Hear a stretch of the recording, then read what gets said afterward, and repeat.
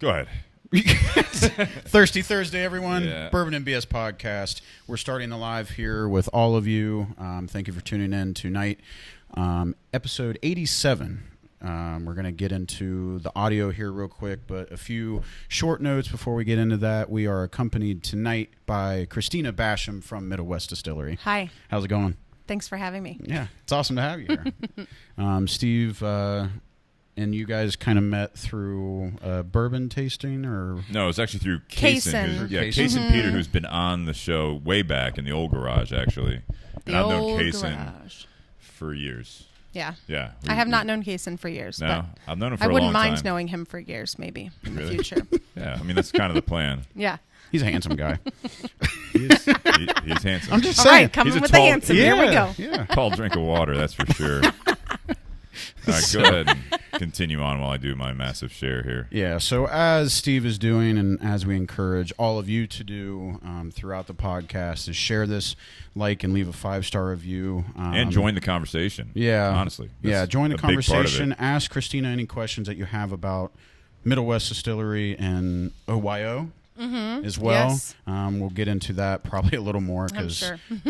Steve and I have lots of questions anyways. But it's awesome that, we know so many people along, with you, like, Jesse Hubbard, Dino, kind of the whole... I don't know. We like to call it like the podcast trinity right now, Yeah. even though that Jesse needs one. But Yeah. yeah, but it's awesome. So yes, please share, please like, and we'll get into episode 87. We'll be talking tonight about Build Your Brand, which is perfect to discuss while you're here. Mm-hmm. What's everyone smoking and drinking tonight? Yeah, so what's everybody smoking and drinking tonight? I know there's some football games going on, so if you're watching this along with football, we greatly appreciate it that you put us on that the same pedestal. So tell us what you're smoking and drinking if you are, and we'll get into it very, very shortly. But before that, we do have our sponsors of the evening. So thank you, Tinder Box at Easton, for providing the CAO Flathead, the 554, and then Altadis as well with Romeo and Julieta. What's the name on this one? Cedro Deluxe number 2. Okay, cool. Yeah, Nate's favorite. Nate's favorite. Yes. So thank you, Altadis, for all your support and your sponsorship. Looking forward to that new sponsorship and the further support with that. So thank you very much. And BS Cigar Company, Steve, Brian and Steve, thank you for all the support and the great cigars that you guys make. And we're hoping to get the BS Golds back in our lives soon. Yeah. We I think we're gonna get the 654s back sooner than anything else. We're working with Placencia and Alec Bradley and everything else, so the gold should be back hopefully by the end of the year. Yeah, I smoked an original last night and it was amazing. It was my last one I had. I've got more. Yeah. Well, I do have the pure original that you gave me for my birthday a couple years ago, so I'm holding on to that one for a while. The OG. Yes. The OG BS Gold. I love it. Alrighty. Ready, Nate? Cool. I'm not doing clink. Wow. You're already Rude. holding the microphone, man. You're going to get tired. I know. No, I'm all right. All right. I got strong arms. I'll be okay. You want to do a clink? No, go ahead. I mean, it's your thing. No, just do what you feel like. All right, I ain't doing it. All right, just give him the green light and he's going to... All right. Happy Thirsty Thursday, everyone on the audio Bourbon and BS podcast. I'm Jake Sanders along with Steve Crane, and we are here tonight with Christina Basham from Middle West Distillery, OYO. Hello. How is it? It's going great. How are you? Have you ever done like a 2 startup here, like a second startup? No, it was my first time. It's so nice to have one of those left. You know what I mean? A first time? To have one left, you know? There you go. Yeah. It's kind of funky the way we do things, but it works for us. We hope it was good for you. Adequate. Adequate at best. Very nice. First time's always not A little awkward, yeah. Very nice. So, if this is your first time tuning into the Bourbon and BS podcast, we talk about whiskey, we talk about life, and we talk about cigars as well, and how it all coincides together. And like we said, Christina's with Middle West Distillery. Some of you may know as OYO. We'll talk a little bit about kind of how that's changed, how the master distillers, how the companies wanted to change, really. Yeah. So we'll get into that very, very shortly. But we always like to tell you guys, please share it, please like it, leave us a 5-star review. That's how we build this thing, and we always appreciate the support. So how's it going, Steve? It's going well. We already have some people that are a little upset there's no clink. There's already a hashtag going around. Did Dustin start it? Or? Well, Dustin started the hashtag, but Kylie... so I blame him. Kylie from Nat Sherman said clink with a lot of exclamation points, and then she said, this show has gone to hell, no clink. So let's see. It's strong. Serious. It's strong, but you built them up over the last year and a half. I didn't realize. All Are you guys the gonna funky clinks. The clink is happening, just not. Yeah, There no one we can go. hear it, Cute. but it's... It's cute. Yeah. You picked it up? Okay. All right. Well, Kylie got her clink. Nate got it. So Sorry, right. Kylie, it was not my choice. So talk about our sponsors. You did it for the video, but what about for the audio here? So everyone listening. Thank you, Tinder Box at Easton, for providing the Flathead CAO Flathead 554. Great cigars. Steve will get into that as we get through our podcast. Mine? Oh, Jake's. Mine dropped. It's all right. Am I here now? Yeah, Cool. You're back. You're back. Thank you, Tinderbox at Easton, for providing the Flathead 554 done by CAO. We had Ricky Rodriguez on. He was a great guest. Great dude, too. So thank you, Tinderbox at Easton. Thank you, Altadis USA, for providing the Romeo and Julieta Cedro Deluxe number 2. Cedro Deluxe number 2. I'll Okay. put mine in front of you. So Yeah, you I don't read get it. It says it on there, but you already took it off. I know. I already took There you the band off. So thank you all to this. We're looking for the furthered support, and we appreciate all the support from you guys. And Absolutely. Be a Cigar Brand. Thank you, Brian and Steve, for providing great cigars. We normally have a couple on the table here, a couple silvers, couple silver Toros, and we'll get into those normally. The third cigar. Yeah. So That's right. yeah, ready, Christina? Ready? Well, I want to be the whole. I guess it's obvious to you, but it's something Jake was saying that Middle West is all the branding now. But yeah, Yes. he keeps name dropping OYO. Which Yes. is that a faux pas at this point? No, not at all. Okay. So there's still a relation, like it's still out there. yes. Okay. I'll give you like the short 30-second elevator pitch of what Middle West and OYO mean. So 2008, Middle West was the first distillery post-prohibition in Ohio. And if you guys know enough about Ohio, you know that it was our fault that prohibition happened. So I like that. Westerville. Thank you, Westerville. Yeah. So I like to Grew think up it was there. our little like olive branch to the rest of, sorry we fucked it up and let's try to fix it. So Let's get 2008 business plan was written. 2010 we put out our first spirit, which was our American character OYO vodka. So OYO up until 3 years ago was on everything we did. All of our vodka, our infusions, and all of our dark spirits. And we've got 5, 6 technically dark spirits in our And what does that portfolio. stand for? OYO. Yeah. It actually stands for Oyo, which was the Iroquois word for beautiful river Huh. for Ohio. Yeah. Never knew that. And they were trying to pay homage to that and pay homage to that. So you'll see the Buckeye tree on everything that we do. Last year, we finally ripped the Brand-Aid off. That's There you go. Build a It's the brand. Build Brand-Aid. your brand there. We ripped off the Brand-Aid, y'all. And Middle West has always been the parent company, OYO. So Middle West has always been on everything on the back of the bottle, but it wasn't something we... If you weren't in the circle, I guess you didn't know or you didn't notice. Ryan, our master distiller, always wanted us to have 3 different brands, 3 or 4 different brands, and he wanted them to differentiate themselves from each other. So last year we rebranded. Now we released our Vim and Pedal gin almost 3 years ago, and that was in a different bottle and with a different brand. Vim and Pedal is our gin brand. You will see other gins come out that say Vim and Pedal, different styles. Limited pedal. no, we're looking What at- were you saying? Vim and Pedal is our gin. So we have a Western style I don't get. I can't. dry gin. Yeah. My old ears. Vim and Petal. Vim and Like petal. Vim and Vigor, but All right. Vim and Pedal. Got it. Cool. So that was the first branching out of OYO. And then last year when we got our custom bottles made from Anchor Hocking of Lancaster, We changed some proofs, some age statements, and some mash bills. And with that, we decided to put Middle West spirits on all of our dark spirits and keep OYO on all of our vodkas. So now we have OYO. If you see OYO, it is a vodka. If you see Vim and Pedal, it is a gin.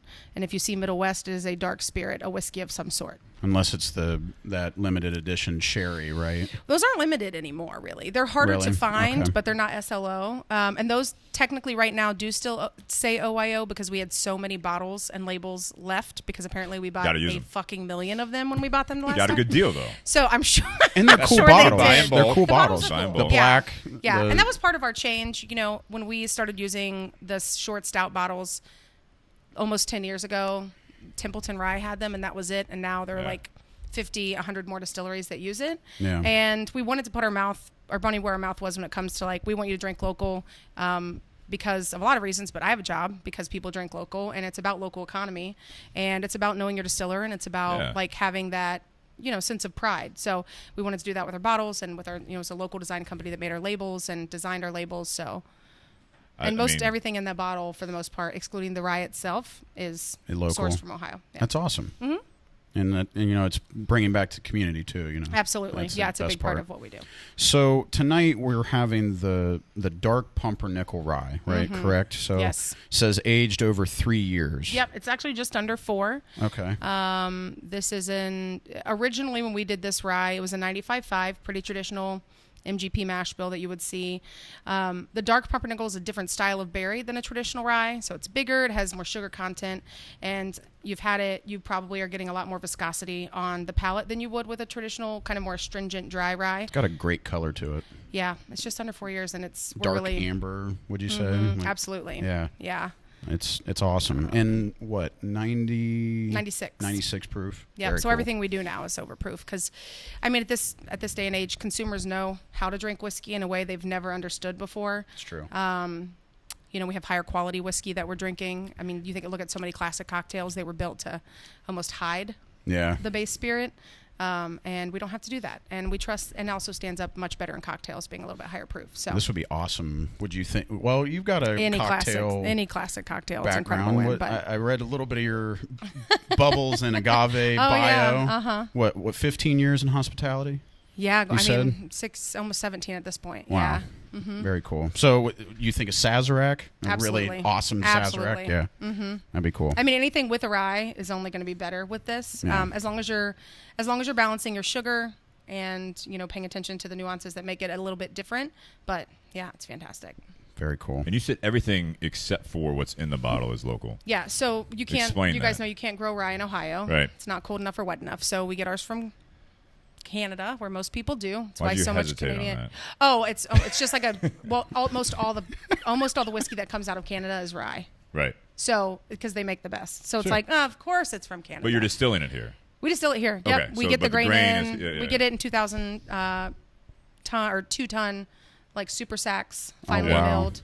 But barley's from here. The wheat and corn that we use are here. Very cool. Just the rye is the only thing that's not local. That's impressive, though. And this is a 95. What was the mash bill for it? It's an 80 now. 80. It's 80% rye. Okay. Yeah. And then we use 10% corn from Toledo, Fostoria, Ohio, which is the base that we use for damn near everything. All of our vodka, our gin is a wheat whiskey base, not a GNS base, because we're bougie. Our single grain wheat whiskey is from there. I mean, all of the wheat that we use is up from that bread basket where Ritz, Donato's, Pillsbury, they all get their stuff from there too. Bourbon's good too. Yeah, it's like a notorious sweetness that you get with it. So we wanted to sweeten it and keep it fat, and that's what we decided to do. That's awesome. Initial thoughts on it. I think it's amazing. This is the first time I'm trying it. Oh, fantastic. So thank you for bringing this tonight. My pleasure.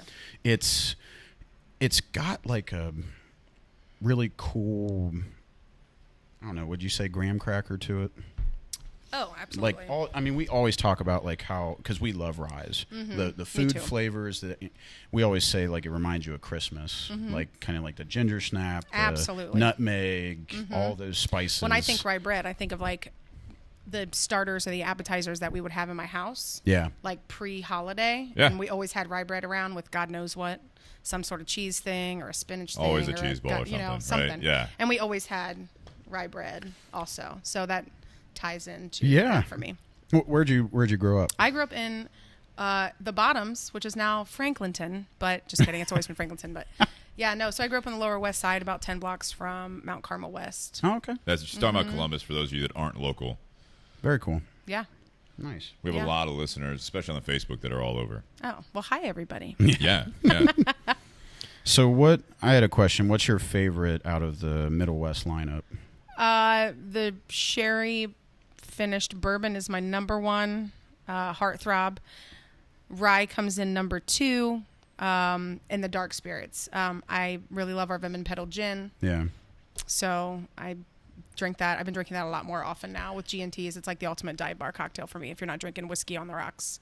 Now Dino, when they came to your guys' facility, the distillery, they had, what was it? It was like 100-some proof rye. Yeah, so they were probably drinking the Olorosa wheat. So basically, we have a single grain wheat whiskey, and then we have our 4-grain, just under 5-year bourbon. So the wheat is now 3, just under 4, and then the bourbon's just under 5. Okay. We take those separately, put them into sherry casks for an additional 1 to 3 years, and then pull them out, and that becomes our 2 expressions of our double cask collection.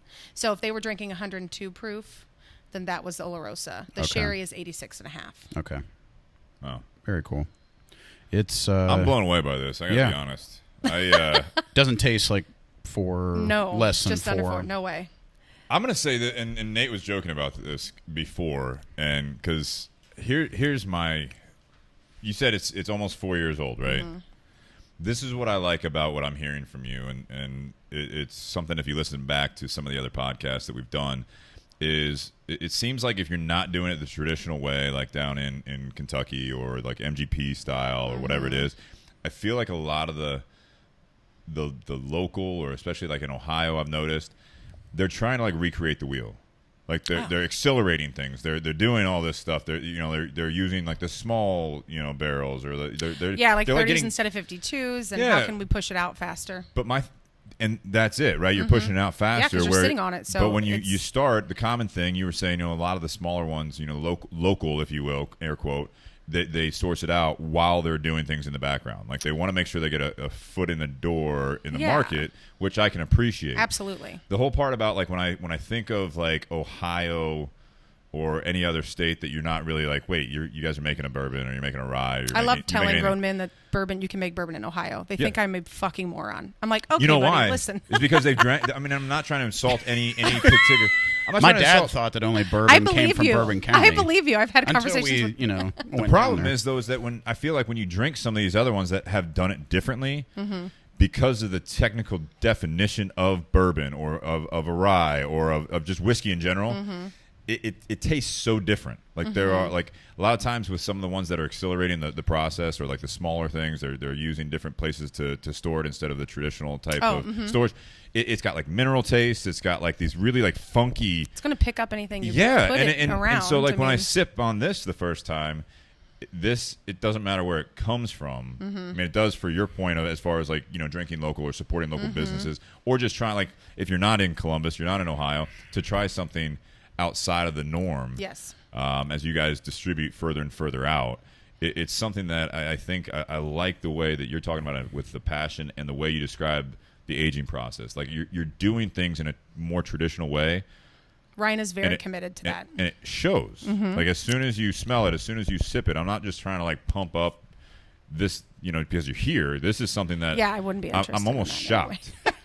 I'm just shocked. I mean, you would talk shit to my face. I absolutely would. I absolutely would, because I want you to be able to. But I want real feedback too. Because this is my job and this is my passion and this is my life. This is what I spend more time doing in some capacity than anything else that I do. So, I joke. I've been with Middle West since 2015, and I've had many different roles within that company, and I've watched them grow. I've watched especially the dark spirits grow and mature, and not only actually physically mature, but we do have 30 gallons. We have 52 or 53 gallons that we utilize. We have a 60,000 square foot warehouse, which is only one of 2. We have a separate warehouse where we have all of our double cask and a lot of our stuff and a lot of our contract work. We are making spirit for a lot of other companies that we can't talk about. Sourced. people are we are making spirit for them. That's what I mean. Yeah, that's and cool. Sometimes we're making it for people who are building out their own distilleries and want to have a brand out there. Like Horse Soldier is a great example of that. Like we make Horse Soldier for them, and they're incredible people. But they're in Tampa and they're just building their distillery. But when you look at other distilleries that you see them putting in a still and they have already put out a whiskey. Yeah. Like, but how? And it's okay. And it's okay that you're sourcing it because there's really good juice out there. Buy it, put your label on it. Yeah. Be honest about where it's coming from. Because our original bourbon, we sourced the bourbon. We supplied the whiskey for that mash bill, and we sourced the bourbon for a long time, the black bottle with the white tree. And we were totally transparent about it because we were very young. Well, and that's the product you're putting out there. Right. Or like what New Riff did too. It did. Right. Yeah. So, and now it's, every drop that's in any bottle is made on 5th and High in the Short North, and it's bottled behind Rogue at our warehouse on Star in Cleveland, and that's what we do. We're not hiding anything. Some states, though, have distillery laws, too, right? I mean, as far as that goes. I mean, I think there are a lot of different states that have a lot of different laws. As far as a controlled state, we're not in a great spot with that. But our Distillers Guild has worked really, really hard to alleviate a lot of the challenges for small. So there are 2 booze-related trade organizations in the state, at least. And you're part of one of them? I'm part of one, so I'm the president of the United States Bartenders Guild for the Columbus chapter. Okay. I'm the regional chair, and I'm on the National Education Committee for them. And I've been involved with that for 4 or 5 years. There's also the Distillers Guild, same idea. Distillers come together. I'm assuming they pay a fee to be a part of it, and it's all about let's put our heads together and figure out how to progress everything that we're doing. For the Bartenders Guild, it's about raising the bar and restoring the craft of bartending. We want bartending to be something people can be proud of. Distillers, same thing. But they help for them. They have a lot more logistical things to navigate, and they can lean on each other for that, and that's pretty cool. And Josh and Ryan are on the Distillers Guild. So is there any lobbying going on from that organization? They lobby pretty often. Yeah. I mean the the law up until 2016, a distillery could not have a restaurant. Yep. But a winery or a brewery could. So they're the reason that law, the people who were all work together to change that. Yeah, and you're growing that industry, obviously, making it more accessible. And that's we really have almost 60 distilleries in 10 years since we started it. Wow. That's insane. Yeah, there's a boom. It's a lot. Well, and the restaurants really helped a lot of distilleries across the country, too. Yeah, I mean, it's a great place to... Before that, you could not pour samples, like Middle West, could not pour samples more than 1/4 of an ounce to anybody walking in the door. You couldn't show people cocktails. You couldn't. I mean, you couldn't do any of that in your own space, which is absolutely nuts to me. So when that changed, a lot of things changed with it for us. Ohio sucks when it comes to liquor. We have a lot of good ag, though. That's what we did. They went to Ohio State, and they said, what grows here and what grows well? Because none of them are from here. But they fell in love with Ohio when they moved here. And they're like, this is awesome. And you're boosting the farming side of it, too, obviously. We're working with local farmers. Yeah. So that's another plus. So... Well, I mean, again, I'm blown away by it. It's really, really good. It's won gold the last couple of years at ADI and ACSA. And what are those? American Distilling Institute in Portland is one of the top 2 craft spirit competitions, if you will, and then American Craft Spirit Association, the other, and that's where everybody sends all their juice. Is that in California? I don't think so. I think American Craft is...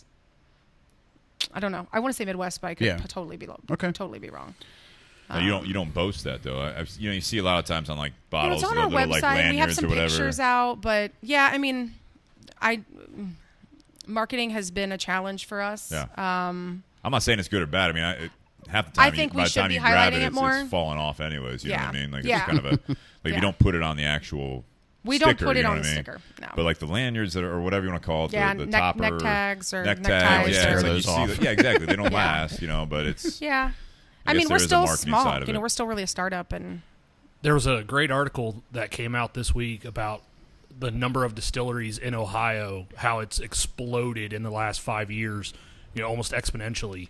Is it from the Dispatch? Because yes. I think I just posted that yesterday. I run social for Middle West too, so luckily I see a lot of it. It was from the Columbus Dispatch, and just in the last 5 years, it's just grown so much between beer and breweries spirits. too, man. Breweries. It's just a lot easier to make beer. No offense, guys. I love beer, and there's you don't some sit wicked on it beer like out this. there. But there's a little. It's all the same up until they get to quit, and we have to keep going. The and aging really put process, the time in. right? The aging process, even just the filtration and how we were choosing to refine your distillate. Yeah. So.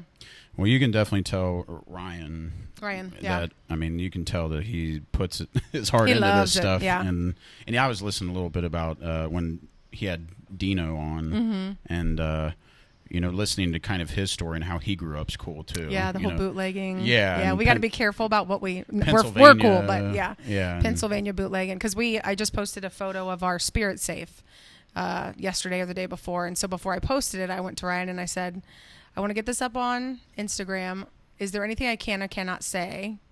Because at the end of the day, you were legally bootlegging, and I'm not trying to, He's like, these are things we can say. Right. Yeah, I don't know. Gotta be. Gotta be. I mean, come on. But yeah, he has great heritage. I hope in the future we can talk more about that. A lot of people don't know that, and because he's not from here. Brady, our other owner, is not from here. Josh, they're not from here. Yeah. The reason they ended up in Ohio was all of their partners worked for Abercrombie and Fitch, and when they did that big mass reorganization in like the mid 2000s, they ended up here, and it was that quintessential story. Like they're all standing at a cocktail party, and everybody that's involved with fashion is over in this corner, and all the spouses are in this corner, kind of doing like, what in the hell are we doing here? Yeah. And they figured out that they had all had this dream. Brady came from marketing background. Ryan had been bootlegging and had an engineering degree from Penn State and had been building factories for people. And Josh came from a sales background. He worked for, a company that sold like high-end like kitchen equipment and whatnot. So kind of was like, let's, three amigos or three idiots or whatever you want to think. When was that? When was that? This was, I think they moved here in 06, 05, 06-ish, because if the company was they wrote it in 2008, so it must have been right before that. Yeah. It was not I don't think they sat on it very long. I think they were like, no, we got to do it, right? Yeah. We do have just Richard from Western Australia asks, what are we smoking? Just so you know, we're smoking the Flathead. Two of us are smoking the Flathead 554. But we'll get into that shortly here. Christina's not going to have it, but it's all right.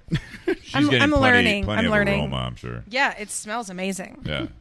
And I think it's going to go good with this rye, too. So far it has. Good. Really. What do you, Christina, like as far as this, what would you put it up against? And I'm not going to like say you necessarily have to like talk good or bad about other brands, but like, sure. For those that haven't had it, first of all, like I'll ask, how far are you distributing this? How many states right now? Okay, well, I don't know exactly which. We are in ballpark. We are in 6 or 7 states. At one point, we were in 12, okay, and then we didn't have representation on the ground in those states, and so we didn't see much movement. So Josh kind of pulled those people out of it. So we're in. Let's see. We're in Nashville. We're in Indiana. We're in Kentucky. We're in Ohio, of course. We're in D.C. We're in Jersey. Mm-hmm. We're in Manhattan. Manhattan's actually our second largest market out of Ohio, which is what? It's crazy. It makes sense, though. I mean, they're trendy type of people. Yeah, they're paying attention to craft in a way that need probably more than other people are not. Yeah. So it is accessible there now, and we will be expanding. The 2020 is the year of expansion as far as people on the ground. That's the plan, huh? That's the plan. Yeah. I think we're going to reopen. We're going to reopen Michigan. We're going to work on Pennsylvania, so I think we'll have some cool stuff coming down. And you were talking about how you're like already in that process as far as like different people are repping. Yeah, we areas, we have covered. We have people in Ohio. We have someone that covers Newly, Ohio, or Southern Ohio and Northern Kentucky. I just missed that application. Oh, did you? Yeah, I applied. Well, keep your ears open because you might be surprised. Your I applied eyes twice, and each time I think the other woman's name is Christina as well. Maybe. Or... I think I'm the only one. Oh, okay. Well, another lady replies back and says... Christy Christy is our office manager. She's a doll. She replies back and says, this, Yeah. So sorry, but... Don't give up. Don't give up, because with growth, my role is supposed to be changing, hopefully. Yeah. And that might mean that there will be some more space in Columbus. Cool. That'd be amazing. Mm-hmm. Yeah. But so for those that aren't in those 6 areas right now... Yes.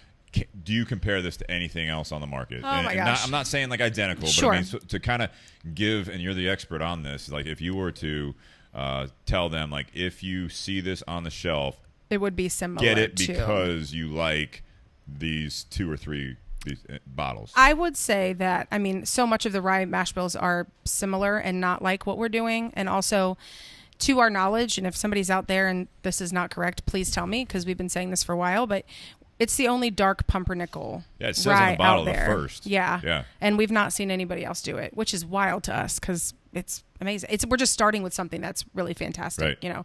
So yeah, we can take credit for great barrels, and we sing to them. I'm just kidding. We don't sing to them. Do you?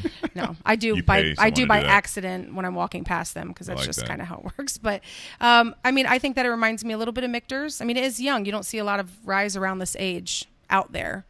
At least they're not advertising age-wise. I'm a big fan of Michter's portfolio. Definitely reminds me of that. Which one? Their rye. Michter's straight rye. Yeah, straight rye. That one over there.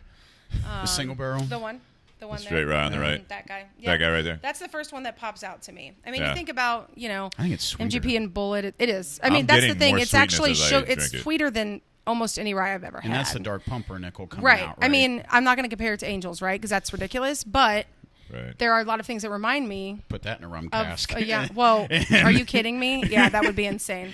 Like the Basil's Caribbean that they just released, like that's pretty incredible too. So yeah, we've talked about doing some secondary aging on this, and I think that would be insane. Well, you have something there that you. Yeah, I just had this in my car because I always have lots of booze rolling around my vehicle, and I had an event Legal. up in. Smart. Well, solicitor's license, technically it is. Oh, nice. I need one of those. I like breaking rules, but not breaking rules. There's other parts. He's to like, that. can I apply for that? Like, sir. It's not an online certification. I don't think there. so. I don't think that's how that works. Damn it. But I just want to have booze in my car. Cool? Yeah. I had an printed this off event. of the internet. Is this cool? Right. It's like your ability to marry, wed people. Yeah, exactly. Like, I have from the ordained. Universal Christ or whatever. Yeah. I get an email like once a month. I'm like, thanks for that. I've never actually married anyone, but I mean, I did. I married someone. I have not married another couple. Right. But I had an event up at Put-in-Bay a couple weeks ago with a bunch of. It was hosted by the Cleveland USBG, and it was regional. So we had people from Detroit and actually as far south as Greensboro, which was totally random. Hi, Ryan. But we pulled a little experimental out to talk to them, and this is a 13-month. It's the dark rye. So Speyside Cooperage. So before 4 years ago, we were sourcing our barrels from Independent Stave, and you guys know that they make make a lot of barrels for a lot of people. And we were kind of getting, in my opinion, of course, we're probably one of the smallest accounts, so they're giving us, the barrels that are left over. Yeah. I'm assuming. I'm sure we fought hard for that not to happen, but and when Ohio Jobs fought to put in the cooperage in Jackson, Ohio, we've definitely benefited from that. So we immediately started using them. Alberto Ramirez there is absolutely incredible. He was he ran the cooperage for Woodford in Louisville. Oh, wow. He was with Gallo for a long time. I mean, he knows his stuff, and he's also one of the nicest guys. So we love working with him. And so we've actually been working on experimental barrels. And what I say that to mean is everybody's familiar with the 1, 2, 3, 4 char. We're actually working on what I'm calling, and this could be the wrong terminology, but like micro chars. Micro chars. So this is a medium toast 3. Okay. So we're working on the way that they char the interior of the barrel, and you guys are welcome to try this. It's 13 months, but I mean, even the color on it for a year, it's already getting there. It's leaching some really beautiful color out. So it's a level. I don't know. No, it's on. Am I not coming through? No, you're shorting again. Dropping the mic. Good. I'm sorry. Am I good? Tyler, Cool. would you mind going? You know where the glasses are, right? Dustin, would you mind? You know where the glasses are. Can I have another Glencairn, please? Yeah, get a couple. A clear. What's this run a bottle? Yeah. Our dark rye. Yeah. So wholesale, it's $39.62. So you're looking at retail low to mid 40s. Good price. Average. This one? Mm-hmm. Yeah. Because I kind of compare this a little bit to the Bullet 12-year rye. I think it's got more depth. Yes, it does have more depth. It's got a lot more depth. Bullet is, I don't normally intentionally bring up Bullet because I'm friends with Hollis. So I don't normally give them props or talk about them at all. Learned a lot about that after hours with Jesse. Yes. Didn't know Jesse and all I that was have talked on. about it at length because he talked with us about it at length. I met Hollis. Thank you. I met Hollis when I was at Camp Runamuck, which is a bartender bourbon camp. And it was right after her and Cher moved back from San Francisco in 2016. And Yeah. Well, we won't There's some talk about it. interesting. It's okay. No, it's okay. I there's usually just I there's don't family have stuff nice in things that. to say, so I just don't. Yeah, I try not there's to. definitely some family Thank you. stories that not everyone knows about it, I mean, if you will. we all know I say what I want, but you know, Yeah, you're still professional to to a point. to a level. I mean, I'm only human here. Yeah. I like the nose on this. I mean, it's a baby, but Was that bottle full at some point, or is a sample like that never full? Like it's just we like just kind of thieved. just We put just a little bit thieved in like there. we thieved like a third of a bottle. Yeah. To take up. That makes sense. Thanks, Rudra. He's our program manager. What's the proof on this? I don't know. My favorite. I mean, it's out of a barrel, so it's overproof for sure. I'm assuming like 110, if I had to guess. It doesn't drink like 110, but I can't imagine it would have been thieved out of that I barrel. like that barrel He spice. might have diluted it down a bit, but I can't imagine it's... I like that barrel spice on the nose. It's different than the Dark Pumpernickel. smelling some like cleaning. I think I'm smelling like residual... This is... Dish detergent. It's a lot... I have some Cascade in here. I'm getting some Cascade. I'd say brighter. It's a Platinum. I mean, it's a nice cascade. It's a nice come lot, on. a lot brighter. Yeah, less it rinsing. is. But it's not... The one thing I will say about this is, even though it's got the heat, it doesn't have, that mid-palate, like, I call it cheap heat. It's when you drink something that you expect to be really round and full and delicious, and you can just taste, like, the fact that the distillate's a little lower quality because just the mid-palate is, like, on fire, but there's nothing else there. So even with this being young, you can still feel the warmth all the way down. It's definitely not sweet either. No. Because it's not got that time yet. Right, yeah. Is But it that's, in... for a base distillate, that's a year old. Is it in your lowest Good. gallon of... that you have? What'd you say, 32? It's in a 30s and 53s, and I think he thieved this out of a 30. So it would be aging a little bit faster. Yeah. But not much. I mean, it's not like a 15-gallon... Yeah, no, we don't do anything. And we're actually phasing out our 30s, so we'll be all 53s. Why are you doing that? Consistency. Yeah. We're starting to get some traction, and people are starting to... I mean, we've never been at risk of not selling enough to be delisted, thank God, or anything like that. But people are starting to notice. And No, the purpose of that is just to accelerate it and to have smaller yields. So it's when you say like it people is are going to buying age it, a so smidge you're faster. not putting yourself out there as the commitment level is not as there. Right. Like and Not as for many us, we're actually years, doing not as much product. Right. Yeah. Yeah. I mean, I think it was let's buy these small guys when we're starting because we are going to be able to. Finished product's going to happen a little bit faster because it's smaller because you have that. What is the word that I'm looking for? Is it the surface area? Yeah. Thank you. Yeah. Yes. But yeah, we want to be consistent, and we have so much juice put back now. Yeah. I mean, we've got. I think by the end of the year, we're anticipated to have 14,000 barrels.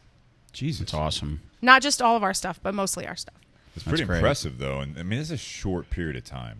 It really is. It feels long when you're in the thick of it and Yeah. you're watching these big brands with tons of money and master distillers and heritage that goes back 80 years. Like, it can be hard to be like, ugh, I just want to catch it. You feel like the kid that legs are too short, which is how I feel every day walking with people taller than me. But fair.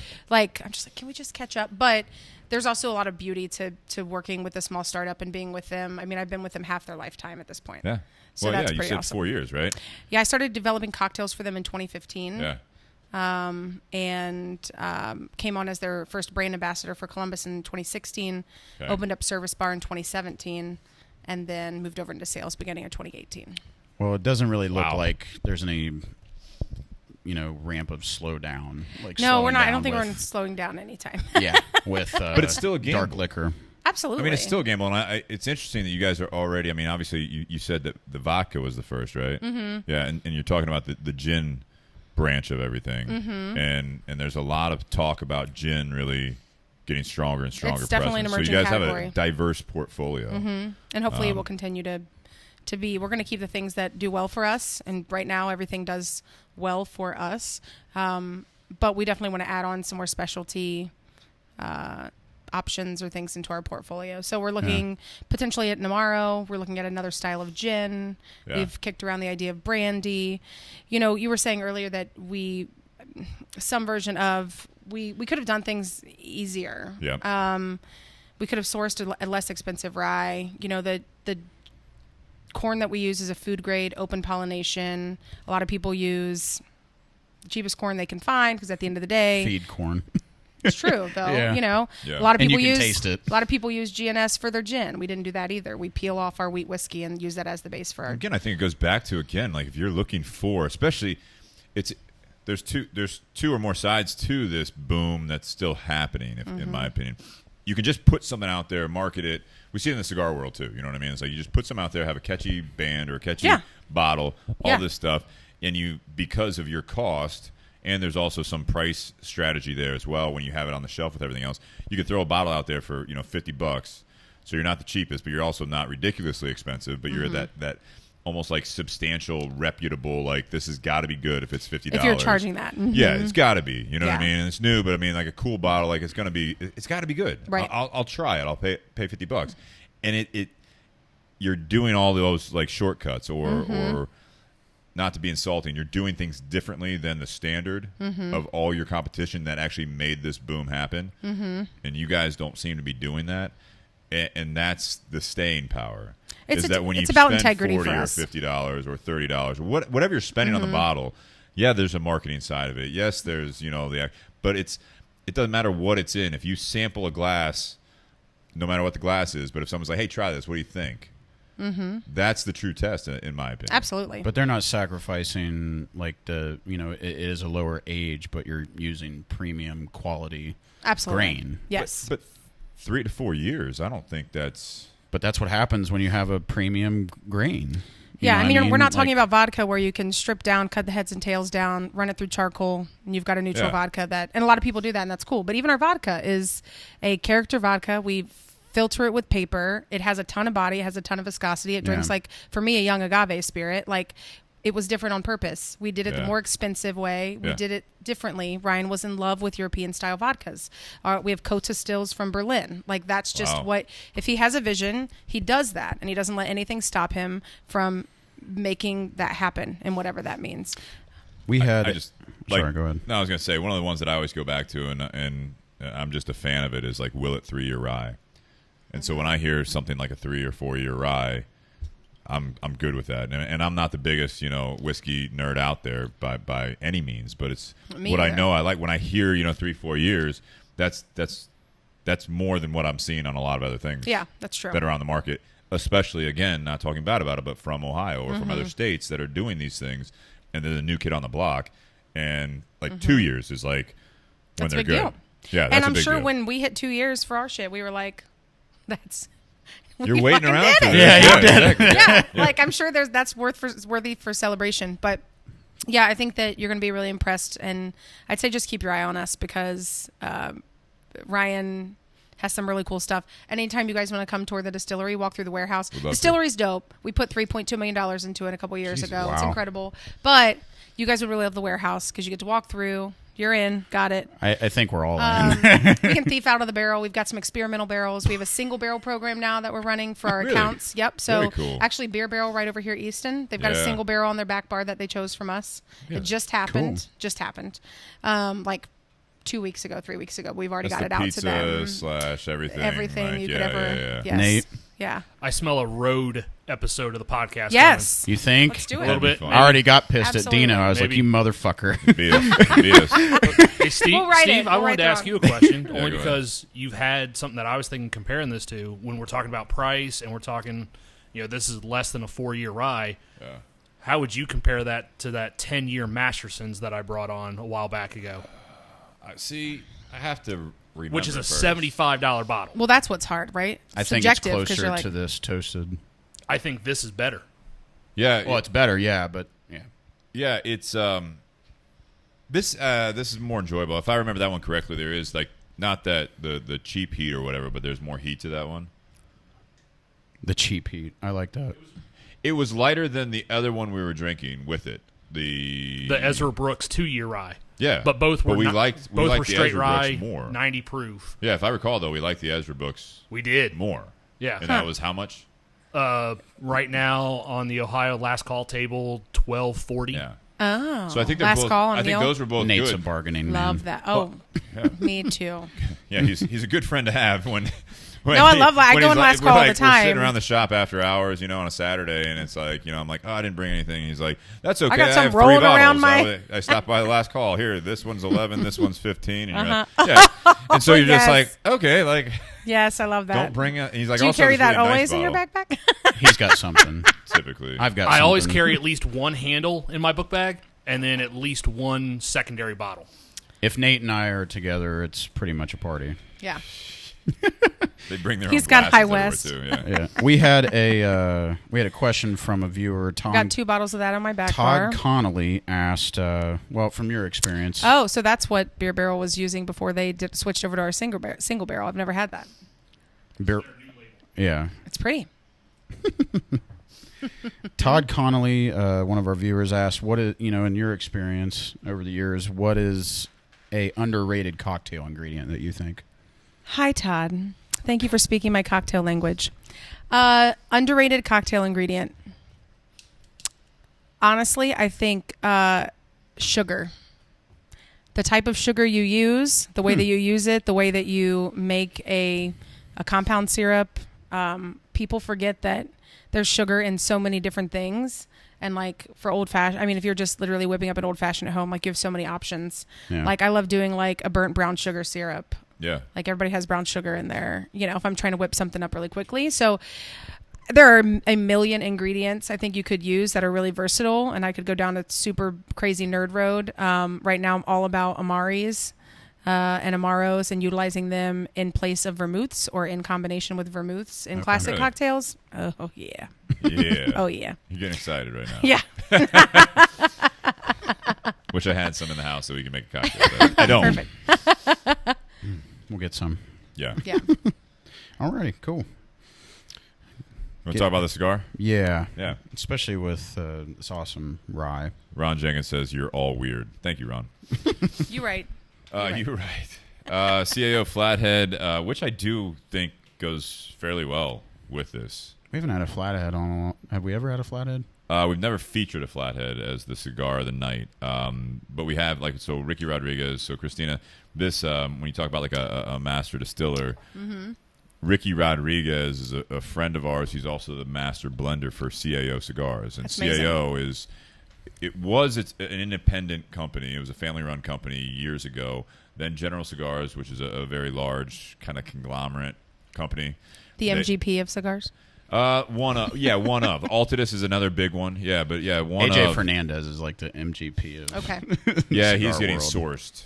Yeah. Okay. He doesn't do his own. Gotcha. But the Flathead is an interesting one because Ricky, this is one of, not the first, I don't think, but it's one of the first ones that he really had his name on.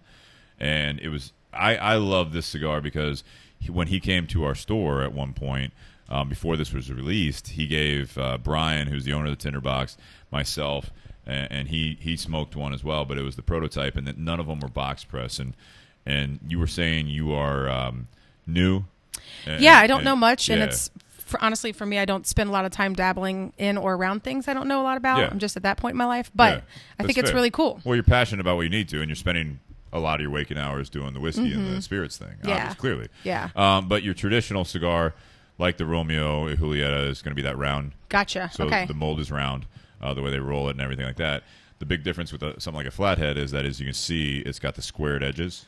It's called a box press. Okay. So when I smoked this blend before it was released, I smoked a prototype that was round. Okay. And he had several. I don't know if Tyler knows this. I know he knows Ricky fairly well and has had some experience with him kind of behind the scenes as well through the Stogie Smoke Stop. But we were really excited about it, smoking it as a round cigar. And he had a Bellicoso, which is like a torpedo head on a cigar. So we had a lot of the traditional sizes. When it came out, it came out as the CAO Flathead, which, if you look at the marketing behind that, it's much like that Hot Rod's car type of. I mean, it's gorgeous. It is. It's but very what is the good. difference? In what? You know what I mean? Well, why a flathead versus a round cigar? So, which I'm sure is like so box primitive press, and like intermediate. Yeah. So box press, there is basically, it's interesting. It's more of the mouthfeel. Okay. I don't like box press. This you don't. Are you joking? No, I'm not. He likes the cigar, if I recall. I like the cigar. He doesn't like the box. You don't like how? Is it about holding? Is it like a rocks glass? Like everybody has a preference for like how they want. They do. To drink a dark spirit almost. But a mouthfeel though. Okay, like, so the way, like, it so it filters differently. Well, just the way like either for me it's like how I hold it in my teeth. Okay. Like if like most people like the box press because it's easier, it's a flatter surface. Gotcha. And I don't know. It's a tactile thing. And it's interesting because when Ricky was talking about it, though, is that one of the reasons he did this and the way he liked it being box press is that when he describes it, there's a fairly famous cigar brand, Padron, that some of their highest level stuff is their anniversary series, a couple other individual ones that are always highly rated, and that's kind of his. He'll tell you, even a master blender doing this, he's seeking his 1964 Maduro Padron. Got it. That's as a blender, he's wanting trying to find do that. that. And make it. And when he talked about this originally, and the reason he did it, and now granted, it's definitely more of a contemporary and modern type of branding. Comes It's in gorgeous. These, There's comes no in doubt these about boxes that have like the kind of the fins of like an engine block. You know what I mean? Like it's all based upon that. You open it up, and each of the different sizes has a different color band. So people ask if it's like the same blend, and they just did it that way. And then you open up the box, and then there's like this like pinup, like classic pinup girl, it's on like a hot rod. Yeah. And each different size is a different pinup girl. Oh, so fun. I mean, it's definitely down that road. one's even and a different car part. yeah, they call one's it called a that, piston or the carb and spark plug. this is the camshaft, I believe. But so the way he was describing it, though, is that when you actually do, like, talk about the mouthfeel, is that naturally it's against what you would think. But when you close your mouth around a box press, it actually does the way like your mouth is longer typically, even though you think you're going to do an O on it. Gotcha. But yeah, there's definitely a little bit like of a more of a, I don't want to say a tighter seal, but it's more natural in the way he described it. Makes sense, honestly. though. Yeah. tighter door seal. Yeah, I mean that's the way he's describing it. So like, he liked it doing that. And with the box press, there's actually two different strategies I've heard about, and it's absolutely contradictory to the other. But when you do a box press versus a round, you'll either take out one of the filler leaves if you're doing that blend. Okay. And so, like, if you're new to this, and this is a good refresher for those that are in here for the bourbon or life topic, but you have the wrapper leaf on the outside, and on this one is actually, you talk about like more local. This is a Connecticut broadleaf, so it's coming out of Connecticut, true Connecticut, USA.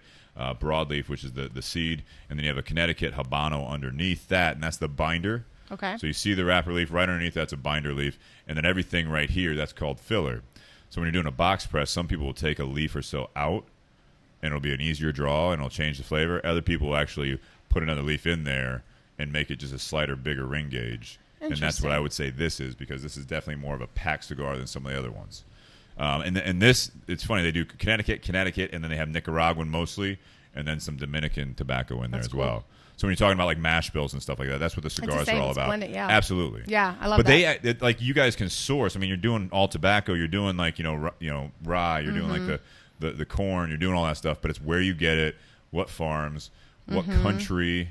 Much like here, it's like you have corn. Well, even wine, like Wine's climate way. is. I mean, you're looking at climate. That's it all goes back to the farming. Absolutely. It was interesting. Like when we were at the Eddie Russell thing. I mean, I think I was probably the first in any of those tastings that we did over what was it, Vaso.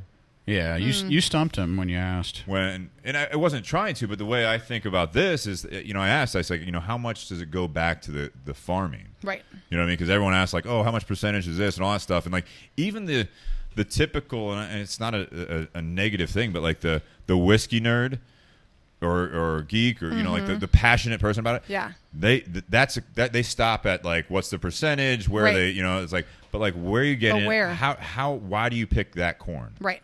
And it was interesting hearing Eddie Russell talk about that because it went to the microwave test, right? Yeah. Yeah, he went to the microwave test. And Yep, they still have old school microwaves in their labs. So the way that you do this, they do. It's interesting. I can attest to that. It's pretty cool. Yeah. The cigar side is that these master blenders do something similar, but it's something that you can't really do. I don't think you probably can if you're that far into it.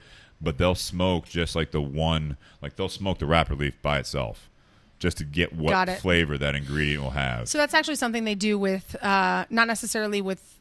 Now, Scotch is a whole other conversation, right? Because the peat situation would fall into play. But when you think about toasting barrels, kind of the same idea, but also even how much they dry their their wood before, like at Speyside in Jackson, they have 2 kilns. So all of their wood sits outside for I think 6 months and air dries, and then they run it through 2 separate kilns to dry them out, but not too dry, because if they're too dry they won't bend. And then they send them through the process of building the barrel. Raising, technically, is what you would say. You don't build a barrel, you raise a barrel. So how new is Jackson? 4 or 5 years. I actually went into this old furniture plant, and a bunch of everything, all their offices, it's very bleak. Rustic? Sorry, it's bleak. But it's all the furniture they have in there is from the old, it's just really standard looking cabinets. No wasting anything. You're just It's a depressing place, is what you're saying. Yes. Yeah. Very. You walk in, you're like, "This? Are we in the right place?" Am I in a hospital? No. I feel like you're gonna kill me. Yeah. Why'd you have me blindfolded when we were driving over here? I don't like this at all. What's that noise over there? Yeah. Don't worry about it's cool though. It's really cool to see. I've been to Woodford. I've been to the Brown-Forman Cooperage and this one, and they're very different. I've also been to. Oh my gosh, what was the crazy one that I went to? And I was like, what in the fuck? I can't remember. A Cooperage? But, okay. And it was like the Wild West. We walked in, there were feral cats running around. I was like, one of them is going to catch on fire. Oh my God, what brand was I with? I have to think about that for a minute, because a brand sent me. They may not want you to say. I might not say. They may not want you to say. Was it like out west, or was it here like Midwest? Oh my gosh, I've traveled a lot recently, and I can't. It doesn't it's sound all right. good. It's all right. It was scary. Yeah. There was fire. Were you in a haunted house? I think a haunted house would have been more exciting. And October's a big time of year for that group. Right. They do a side business now I'm at the other entrance. I'm totally blanking. I don't know if I was in Amsterdam or Philadelphia. I don't remember, but I remember being like, "This is crazy." There may have been alcohol involved.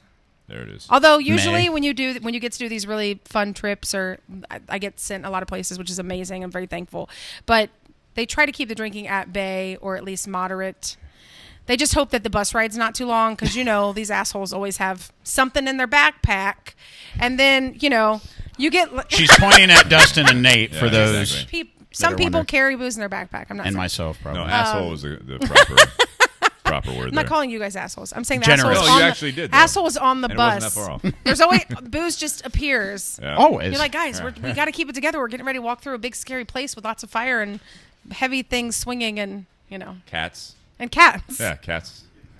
Alcohol needs to be involved. Alcohol may need to be involved. The cats are hammered. They're so drunk. They're drunk. Well, that's cool. But with this cigar, going back to that, it's funny because there are a lot of parallels between the two. Absolutely. Honestly, Yeah, you it's go really the cool to hear farms, about you go to it. the barns, the way they cut the tobacco, the seed, where they grow it, their growing process, everything like that. I mean, there's obviously some traditional sides to it, but there's no, there are, if you have young tobacco, for example, if you try to accelerate the process, it doesn't smoke, doesn't taste right. I mean, you can tell that, when you put age on tobacco, typically, and you blend it right, it's going to taste like at a higher level as far as the enjoyment, the burn, everything else. I mean, if you're trying to rush these things, much like we were talking about with that, it's going to come through and it's going to be a shitty cigar. Don't rush it. You can't, because these are all these go back lots and lots of years, both industries, and they have things figured out. So if you try to reinvent the wheel because you're like, hey, I got a great idea. Which your idea might be pretty cool, but leave that for your experimental line. You know what I mean?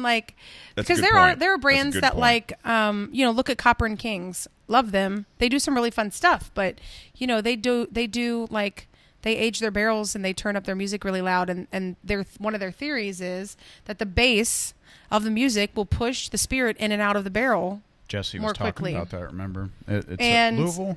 They're in Louisville. They're in Butchertown. Yeah. And they specialize in brandy. They have brandy. They have some really fun gins. They do all small batch stuff. Their brandies are fantastic. Yeah. But that's a part of and for them it was they came up with this name, sounds like a band. Everything about what they do revolves around the idea of music. And so that's really fun, and that's a fun way to play into your brand. But you're also looking at a particular customer, you know what I mean? That happens in the cigar world too, is that, the traditionalists will learn about that and they're like, gimmick. Right. A lot But of people it would. could- to and then your maybe point, they though, it taste could it, be- and it's like, oh, this is cool. But like, Yeah, how much it did might it really... actually be very good. You know what I mean? Right. So you have to watch that when you're marketing. I really Where- like where- most of the things that they do. They have a Butchertown brandy that's not available in Ohio. If you ever see it, just do yourself a favor. What's it called? It's called Butchertown brandy. Okay. It has a black label with like orange. Their black and orange is their whole thing, but I think this one actually has. And they did a cocktail competition here a few years ago, and they left me. They did it in my venue that I was managing. Yeah. And so I was like, hey, if you don't need to take that bottle of brandy, I'd be happy to hold on to it for you. And what happened? And so I kept the bottle of brandy. It was great. Bingo. Nice way of asking. Well, Jake, what do you think of this cigar before we move on here? Besides, and I know I make it Box press. boisterous that I don't like box press, but Ricky does make the Flatheads are great cigars. They're even being box press, they do have a lot of flavor. I think I don't really have like a weird note on the cigar. It's just I like how rich it is, but it's not like strong where it's going to hit you over the head. You know what I mean? Where someone. Yeah. Someone can actually enjoy this cigar. It's got a nice aroma to it. I think some people that aren't used to cigars, maybe you can answer this. I think it kind of reminds me of pipe tobacco a little bit. Okay, I can see the that. aroma. I think it's got a This cigar? Yes, I think it's got a sweetness to it. I think it's got a deep, rich. I don't know. I wouldn't say honey, but like it's got that vanilla mixed with like chocolate, caramel, stuff like that, which is really when I first heard that Steve wanted to do the Flathead tonight, and I knew that you were bringing the rye. I was kind of like, because we've had some really hot combinations, Gotcha. spicy combinations on here, and I was a little interested to see what would turn out, and I'm really, really pleased with this combo with the Dark Pumpernickel being a more sweeter rye and not as much sharp spiciness. It's around spice for sure. The two together are phenomenal. So I would say to the viewers and the listeners, if being in Ohio or any one of the states that Middle West is available in, the Dark Pumpernickel Rye with a Flathead 554 is like my new go-to. It's a bold combo, I think. I mean, it's and Nate, you chime in too, since we don't have the third on the cigar. Are you smoking the Flathead? All right. I think I'm getting more and more sweetness from the rye as I drink a bit more of it. I mean that starts, and I think it's partly because like the palate and you throw in the cigar, in the palate, a lot of those other notes. I get the kind of round, you call it round spice, but I think there's like there's a lot more of a lot of balance between the two of them, and it's like balanced spice. It's like the Flathead has like a balanced or I don't want to call it subtle, but it's going to be something where it's going to be like it's a little bit of pepper, but it's not a lot. You're talking in the mic while I'm talking. That's just Okay. Nate, what do you think? No, I agree. I think the Flathead's a medium to full body. It's a very rich cigar, but I think it actually mellows out some of that kind of young taste that you almost get on the back end with this rye. So I think it does pair. I think it improves the taste of the rye a little bit. It improves it. It's compliments good. Or improves. Okay, I guess you can say compliments. The rye actually tastes better like as I'm smoking the cigar. The rye actually. I'd say that, like I said, because of the cigar. That's what he means. So I think Jake said he almost got kind of a graham cracker out of the rye, right? And I think with the richness of this cigar, it's like a chocolate and a graham cracker. It's almost like a s'more. It's just missing the marshmallow. It's missing the marshmallow. Hello, fall. I've never had a s'more that tastes like this, but I want to. Dustin's expert I'll tell you that tonight right now. on you notes. might have burnt the s'more a little bit, or the marshmallow. That's how I make and my Jake, s'mores if you There don't- you go. anyway. So you would like I this. sure then. do. Yeah, I burn them, torch it, blow it out. You wait until You it's know, already just on fire. You hold it. No, I just fucking catch that son of a gun on fire and I blow it out. I wait till it's black and I blow it out. I don't have patience for the turning it. No, thank you. I got things to do. At a campfire. Literally, I will just. What are torch you doing at a campfire? Is my question. What was I doing at a campfire? No, like that you have things to do while making s'mores. Who knows? That's fair. This is new. You'll learn. You'll be like, I get it. Her mind's now. always going. I'm curious. Yeah. I mean, I ate it for right, of course, naturally. Now sometimes I skip this more and I just eat the marshmallow off the stick and keep it moving. That's not a s'more. That's just a marshmallow. I just tell myself it's a s'more. Do you eat chocolate and graham crackers? It's a minimal. It's a minimal. It's a deconstructed s'more. I didn't get around to the rest of it. Yeah, that works. Jake, and since you said you don't prefer a box press, have you had the Steel Horse? Which is kind of a branch off of. It's a different cigar, though. It is, but it's kind of marketed and branched off of. I haven't even had a spark Flathead before. You'd like the spark plug, even though it is box press, but that smaller ring gauge will make it. Spark plug is the smaller version of this. Okay. My favorite Flathead is the Piston, which is the 642. Yeah, And a lot of people like that cigar. I had construction issues with that one. That's a tough one. A box press, more of like almost like a Lancero's. Very skinny. Cigar. It's tough. It's a tough cigar. They do actually make a round flathead that is available. It was originally available online only, I think through CI, but now that is being released elsewhere. But I would love to smoke that again. But you'd like the spark plug. I think you should definitely try that for a quick I'll try smoke. that out. Why not? But definitely this pairing is awesome. Good. I'm glad to hear it. Yeah. Absolutely. So, again, thank you for bringing the bottle. My pleasure. Thank you, Tinder Box at Easton, for providing the Flathead 554 tonight. And Ricky Rodriguez with CAO. Absolutely. And you said about the whole thing before you hit that, I didn't want to do like a normal like medium. Like when I was thinking the rye and we were picking the cigar. You're right. It was one of those things where I was like, I don't want to do another one that the cigar is just kind of a background to the whiskey, because I had expectations all over the board for this rye. Honestly, I didn't know what to expect, so I wanted a cigar that would stand up on its own as well, because I've been conservative when picking the cigar sometimes when we have a stronger, like whether it be cast strength or whatever. It's like, all right, pick a mild to medium cigar that's going to go with anything. Right. Where this one, I think it accidentally hit it out of the park. And a little bit of retrospect, we had the Bookers. We had a Bookers with Oliva V. Okay. And it was very Kathleen's. No, backyard barbecue. Okay. So it was very hot. Spice characteristics of the cigar. It was a very bitter Gotcha. pairing. Well, yeah, there's not very a lot of... spicy, hard to I can see that. hard to enjoy, Yeah. really, Yeah. honestly. So, but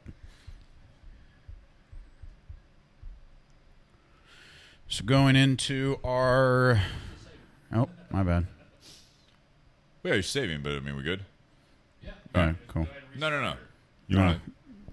Going into our intermission of the evening, tell us what you think of the podcast so far. I know we have a couple questions for Christina still on. Todd Conley's come with the heat tonight, which I like. Good questions for Christina, and we'll get into that as we bring up the topic going forward. Let's do a bonus question from Todd. Other than your product, or did you have one that you read on deck? I wanted to wait to do that. You want to do it on the air? Yeah, I think it'd be a good... Go ahead, Nate. Okay. All right, so my bonus question for our live listeners and for the Facebook or basically Facebook YouTube, Live and YouTube, yeah, and YouTube. Absolutely, yeah.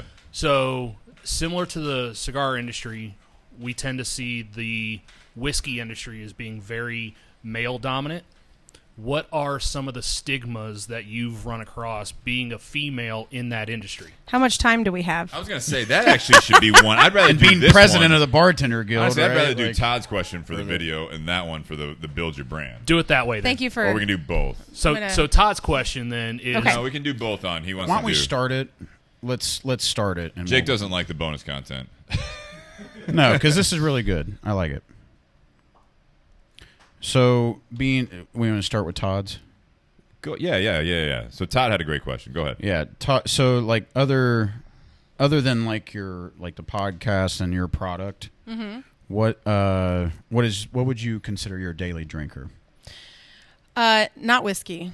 So I drank a lot of whiskey over the years. I was an early whiskey drinker, and then I continued. I was drinking rye regularly 8 years ago, like before it was really an emerging category.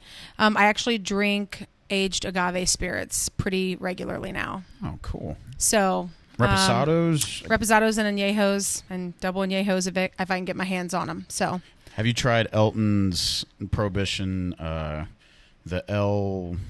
It's a tequila. I don't think I have, but I'll have to check it out. I've had some really awesome. I actually get to go. Casa Nobla is a really amazing tequila. It is. And they're sending me to Guadalajara next month, so I'll be in Mexico next month. I'm getting more into tequilas. As I got older, whiskey did not sit with me as well. If I'm especially if I drink not every day, but I drink a lot. It's part of my job. It's a part of my lifestyle. I try to keep it at bay and make sure that it's not completely irrational and unhealthy. But as I got older, I'm going to be 37, and whiskey just did not sit as well with me over the last 4 or 5 years. It starts adding up too. And I would get lost in my buzz or my, it was harder for me to regulate almost. And so 3 years ago, I was going out for my birthday, and a friend of mine was like, "What are you going to drink tonight?" And I would get what I call paralysis by analysis. I'd go into a bar, and it's like the meme with all of the fucking math equations. And I was like, I don't know what to drink, because I'm looking at all these bottles, and I'm like, literally, there are a million things I could drink right now. And she was like, why don't you drink bubbles and agave, sparkling wine, and then if you want to have a shot and do some agave. And I was like, why would I not do that? That sounds amazing. Yeah. And so 3 years later, that is my go-to drink. Really? Cool. Bubbles and agave, which is how my business got its name. I love that. Mm-hmm. And you can get into that a little bit more. Yeah. It's interesting. I had a conversation with a guy in the gym, actually, of all places. And we work out, not together. I don't really know him, but, it's one of those, you give the nod or whatever. Yeah. You see him in the gym all the time and all that stuff. And he made a comment just, across the machines or whatever. He's like, getting more gray in that beard, huh? Oh. And I'm like... Yep. It's been there. It's just I haven't. No. I just haven't trimmed my beard or whatever. But I actually noticed that he had fairly quickly started leaning out. He's a taller guy, looks like a former athlete type person. You know what I mean? Super nice guy, and he had started trimming up. You know what I mean? He said he was drinking tequila. Yeah. So we started talking about it, and I was like, "So what are you doing differently?" Because I said I lost at one point 50 pounds in 9 months. Wow. And so I made a lot of dietary changes, and he started saying kind of some of the things that I was doing at the time. He's like, a lot of small meals, all this stuff. I was like, and you hear... It's the lowest calorie spirit out there.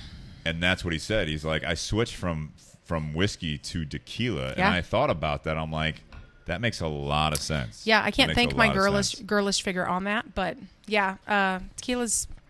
it's delicious. And agave spirits are amazing, and I could... That's a whole other podcast, but I'm a big fan. Well, then let's do it, because I could talk about that at length. I said whiskey always has my heart. Yeah. I love the tradition and the heritage, but even when you think about that, what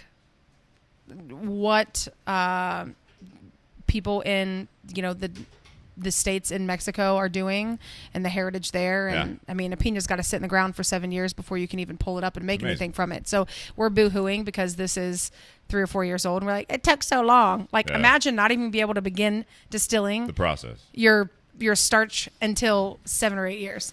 Come on. I've always wanted to see them cut the agave. I've seen it. I have video. plant. I can show you. I've always wanted. Yeah, humidors are insane. They have these big shin guards on, and this blade is and they are not thinking about it, and they're spinning this piece of fruit that the root, the base of it's this big, and the leaves are 10 feet long sometimes, and they're sharp too. It is wild. Yeah, it's really cool to see. It's really cool to see.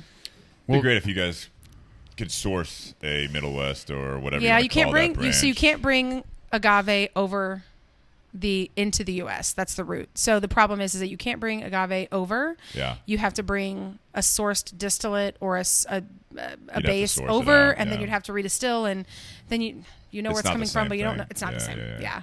We'll do Elton's pick on here. We'll invite you back. I would love that. Yeah. And then I might have had it. I just awesome. don't know what. Yeah.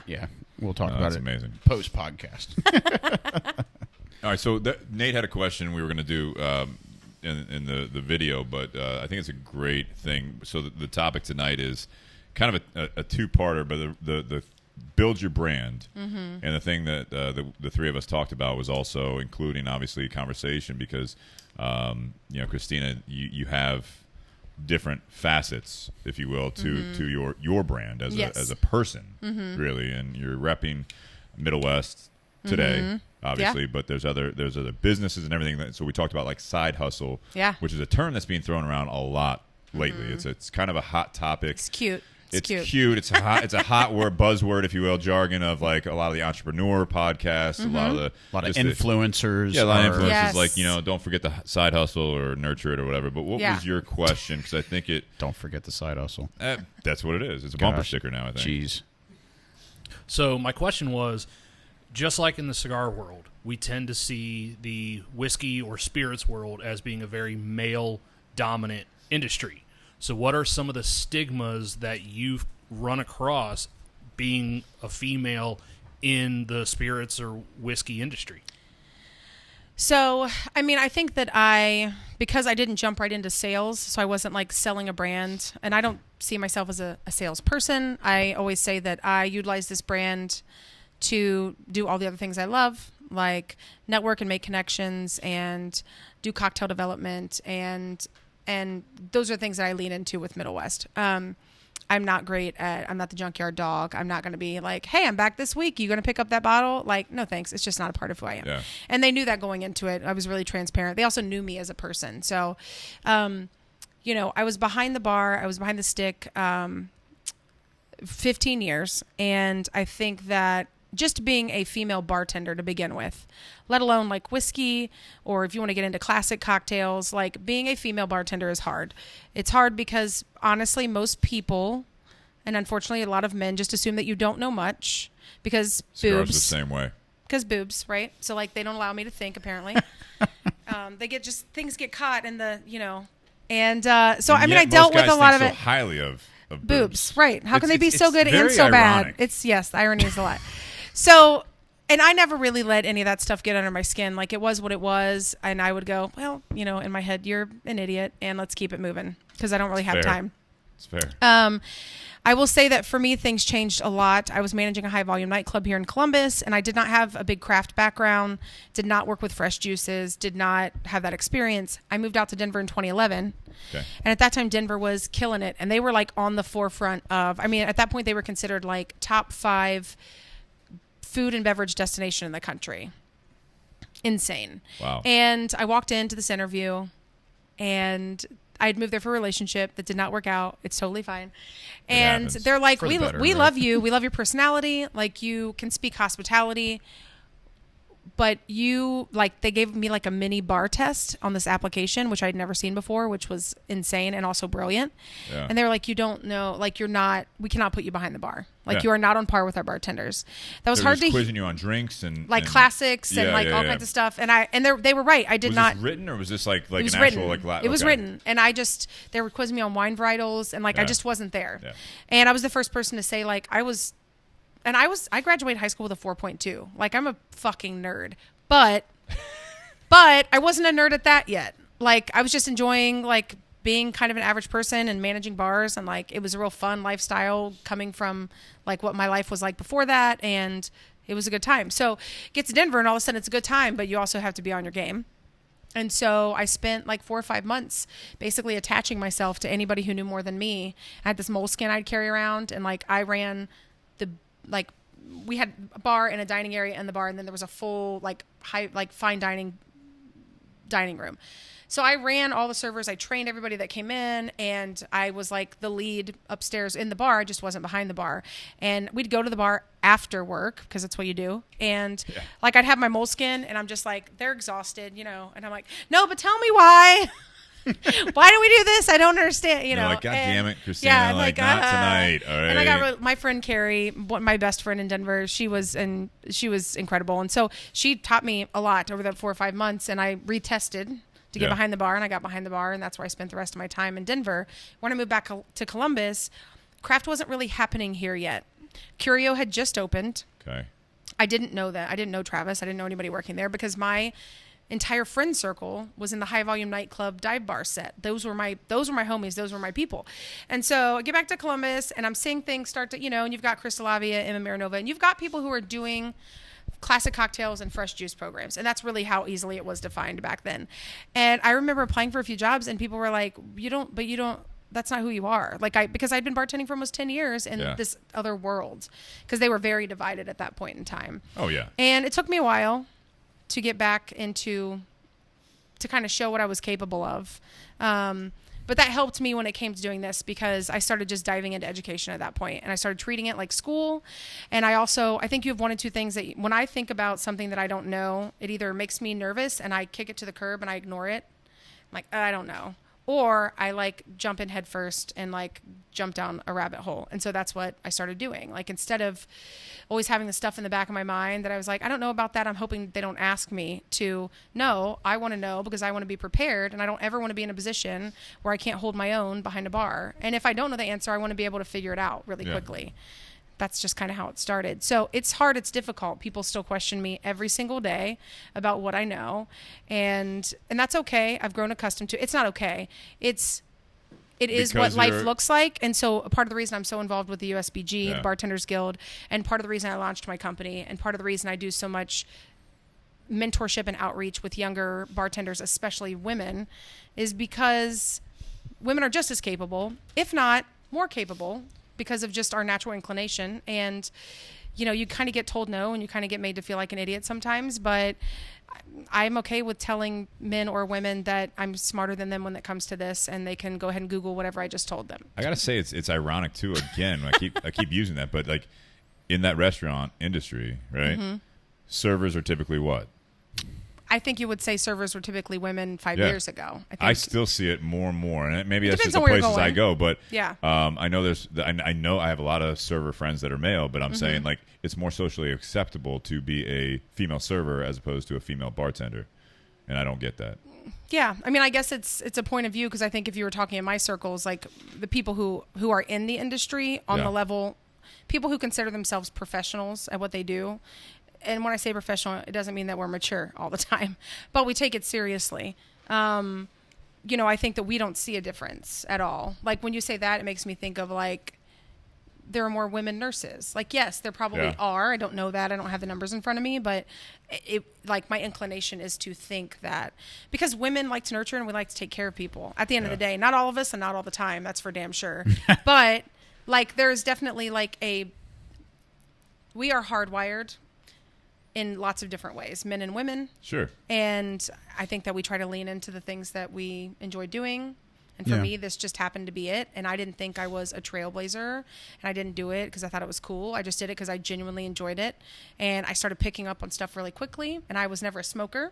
So my palate, I didn't know that my palate was really good, but because I was never a smoker, I started just being able to lean into flavors and things more quickly than other people, because I didn't have essentially kind of, you know, like a fucked up tongue from smoke. It makes sense. Well, it's known their palates are better. Generally, they are a little bit better also. Yeah. So that can be known. But you touched on a little bit, Christina, with kind of like your side hustle and answering Nate's question as well. I think this is a great topic, like build your brand, because it goes off of what we've been talking about for the past couple of weeks. Last week we had Dino on, and we talked about going all in. Hi, Dino. He sure did. He said, goodbye. Yeah. I'm doing it. Yeah. So, I mean, that's essentially what you've done. I mean, and you just explained. I will say that I took the easy way, because I launched a consultancy, which is great, right? Because I can cherry pick what I want to do and when I want to do it. Last fall, coming up on a year. But I got really lucky, because what my 9 to 5, which is not like a 9 to 5, is super flexible. Yeah. And,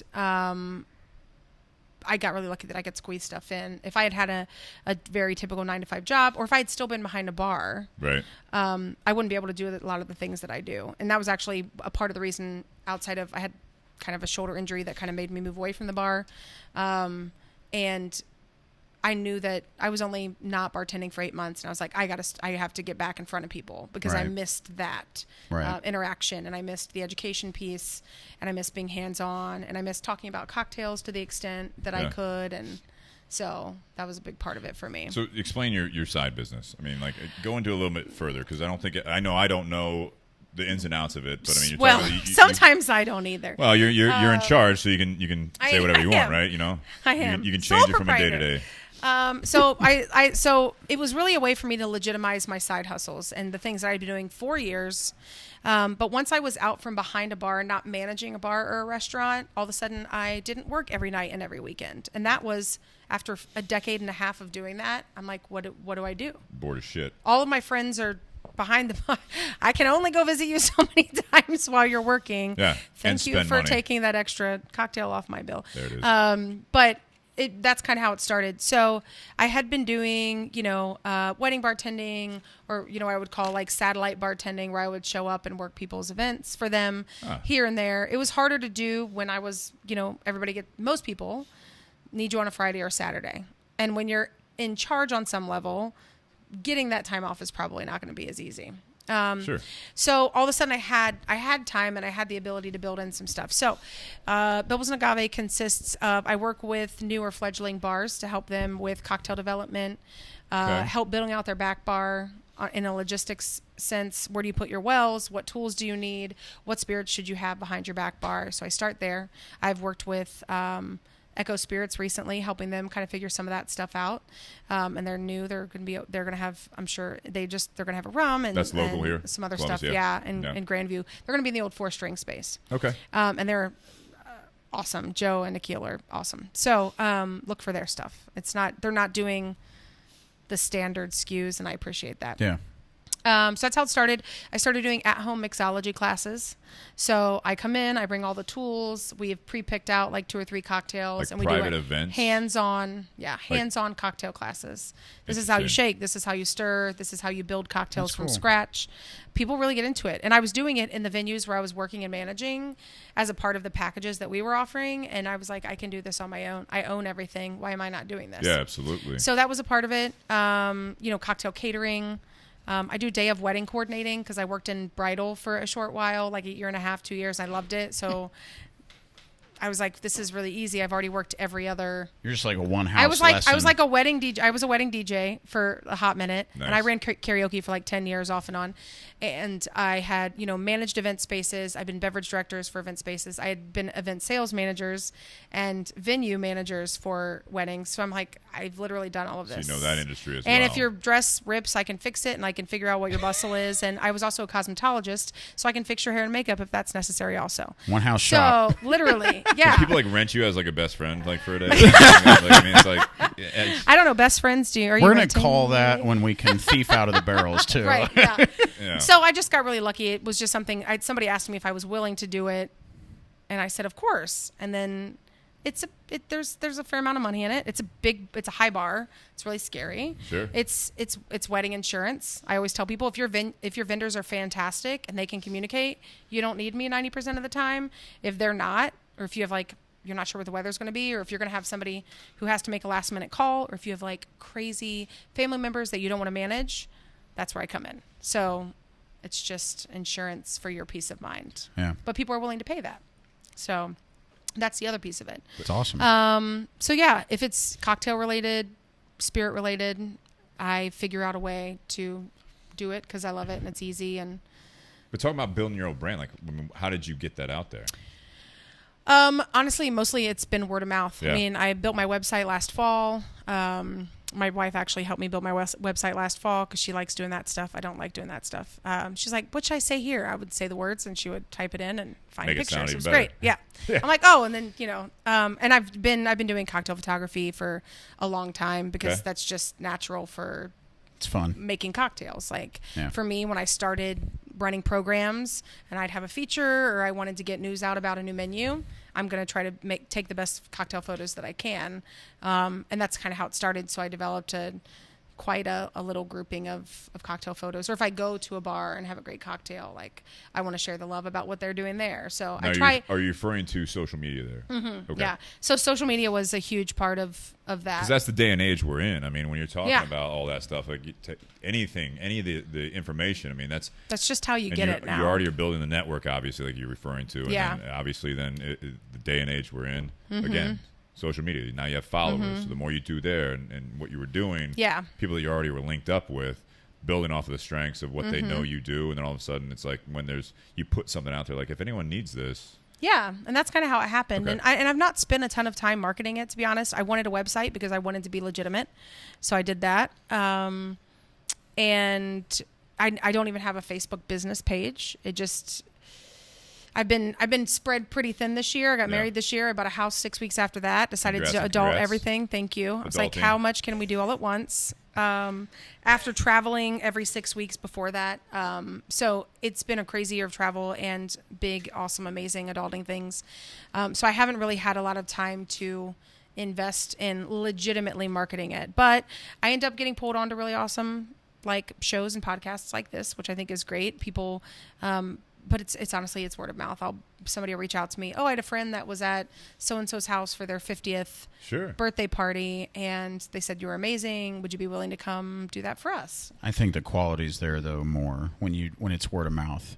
I think it's more endearing. Oh, I think so. I feel like I walk in and I know what's happening. I think that resonates with people a little more. Yeah. But I think if you do it right, like you're talking about, though, I think that's a valid point to people that are building their own brand, whether they already have their own business or they're in those, they have the thoughts like you had prior to that. Like, I'm already doing this. I'm doing it. And I want to be able to say I know these people. I know how to do this. I know, and I think a lot of people don't talk about how social media. Everyone says how important it is and everything else, and when you're putting intent behind it, but you're talking about basically when people are like networking and they like, oh, I know this person, check them out. Now all you have to do is like, hey, here's her Instagram. Literally, like you can if you want to find me, you can find me. Yeah, but I'm not hiding. But the great thing about like where we're at now is that your portfolio, if you do it right on a personal page and you keep kind of branding it, you know what I mean, as far as that goes, is that people that know you that have known you for a long time, I knew that she or he was passionate about, cocktails or events or weddings or whatever it might be. But now you put the right stuff out there because you may not even think about it, but you're just posting it. And then someone says, hey, check out Christina. Like, she's a friend. Like, yeah, she does this and all that stuff. Hey, here's her Instagram page. And they start scrolling through that. Yeah. Your portfolio of work, at least the basic side of it, is already out there. Like when you were talking about, like, I mean, I think about what Jake always talks about with it, like even this podcast was like we were doing like this Whiskey Wednesday thing, and he started posting, and all of a sudden now people are sending him messages. It was like, hey, so what do you think about this whiskey? What do you think about this? What do you think about that? You know what I mean? It's like all this stuff just starts happening because your portfolio is out there. And I think that's something that you listen to some of the bigger entrepreneur podcasts and all that stuff. I don't think they push that enough, that it doesn't always have to be this, like, I want this many likes, I want this. It's while you're doing what you call it the side hustle, you're trying something new. If you're putting that information out there, it's a reference almost. Agreed. Yeah, you're exactly right. And I to build off that, if I may. Please, yeah, absolutely. I think I'll say this, since I've been posting about whiskey for the last like few years or so, because I don't know, you don't know me very well. I'm only 24. I thought you might be a little baby, but not because of anything. Drink. Everyone. I always talk about my age. No, are you kidding me? No. As long as you. I always talk about my age, but I think in most. You're quite mature. For 24. Well, I think most conversations, I think that we need to discuss it because it does. Thank you, sir. In my thank you. In my realm, I've noticed since I've just been posting about whiskey and knowledge about it and some cocktails, knowing Jesse now, you know what I mean. I've gotten less likes and less, fame or whatever, when before, if I was doing stuff in the gym or lifting or working out, I'd get, all these likes and blah, blah, blah, because that's like the thing. Like, and when you post about alcohol or something like that, I think to the people that aren't in this world, it has a negative connotation to it. So I think that, going off of what Steve's saying, for me personally, I think based on the topic, building your brand, I think it first starts with a passion and then letting it develop by word of mouth, by showing people that you do care about this. It's not just some kind of fad that you care about just likes, or that you're talking about something that's, even relevant in the world today. It's about showing who you are.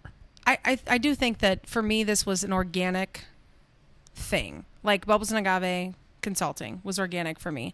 It was, I'm going to do this stuff anyway, and I'd like to be able to send out a Google Doc afterwards asking you how it went and feel like it's attached to something. Yeah. Like I wanted to legitimize it, and I wanted to feel proud of what I was doing. I'm really lucky. My space where I work, what I do, is so much about intellectual property. It's so much about what I know and what I am capable of doing that other people just are not, because they just haven't spent the time. And so I held off on doing it for, like, let's say doing the website, getting the LLC for a couple of years. Why? Because I was still behind the bar and I wasn't in a place where I could take the time off. to be able to do that for people. I was going to have to say no more often than I could say yes, and that is not a great business plan. Yeah. So the time definitely, the shifting with my career definitely helped with that. But the other reason was because I was looking around to these people who I consider my mentors. I consider people that are more skilled, smarter, brighter, more equipped than I am. But what I realized was they weren't doing it. At the end of the day, they weren't doing what I wanted to do. Right. They weren't doing the things that I offer. And it was because they were still behind bars. It was because they were still doing things, or they were just choosing not to. Yeah, they didn't want to make money that bad. They didn't want to make money that bad. They didn't want to spend the time. Like, what I do is easy in a lot of ways. It's also like kind of grunt work. Like, imagine taking like the equivalent of 6 or 7 bar sets, tons of ingredients, blah, blah, blah, to someone's house, unloading, setting up, running an hour or 2 long seminar with them. Yeah. Loading it back up. I mean, like, yeah, it's good money for what you're doing, but it's also like, there's a lot of stuff I don't love about the process to get me to where I'm standing in front of a group of people who are really excited to learn about how to make aviations. And I'm like, all right, let's fucking go. This is great. Like, this is what gets me excited. Yeah. Do I love the stuff beforehand? Absolutely not. Do I love the stuff afterwards? It's usually a lot better because I'm on a high because I got to do what I love to do. But I held off because I thought, well, other people are better. Other people could do this better than I, in my mind. Yeah. Other people can do this better than I can.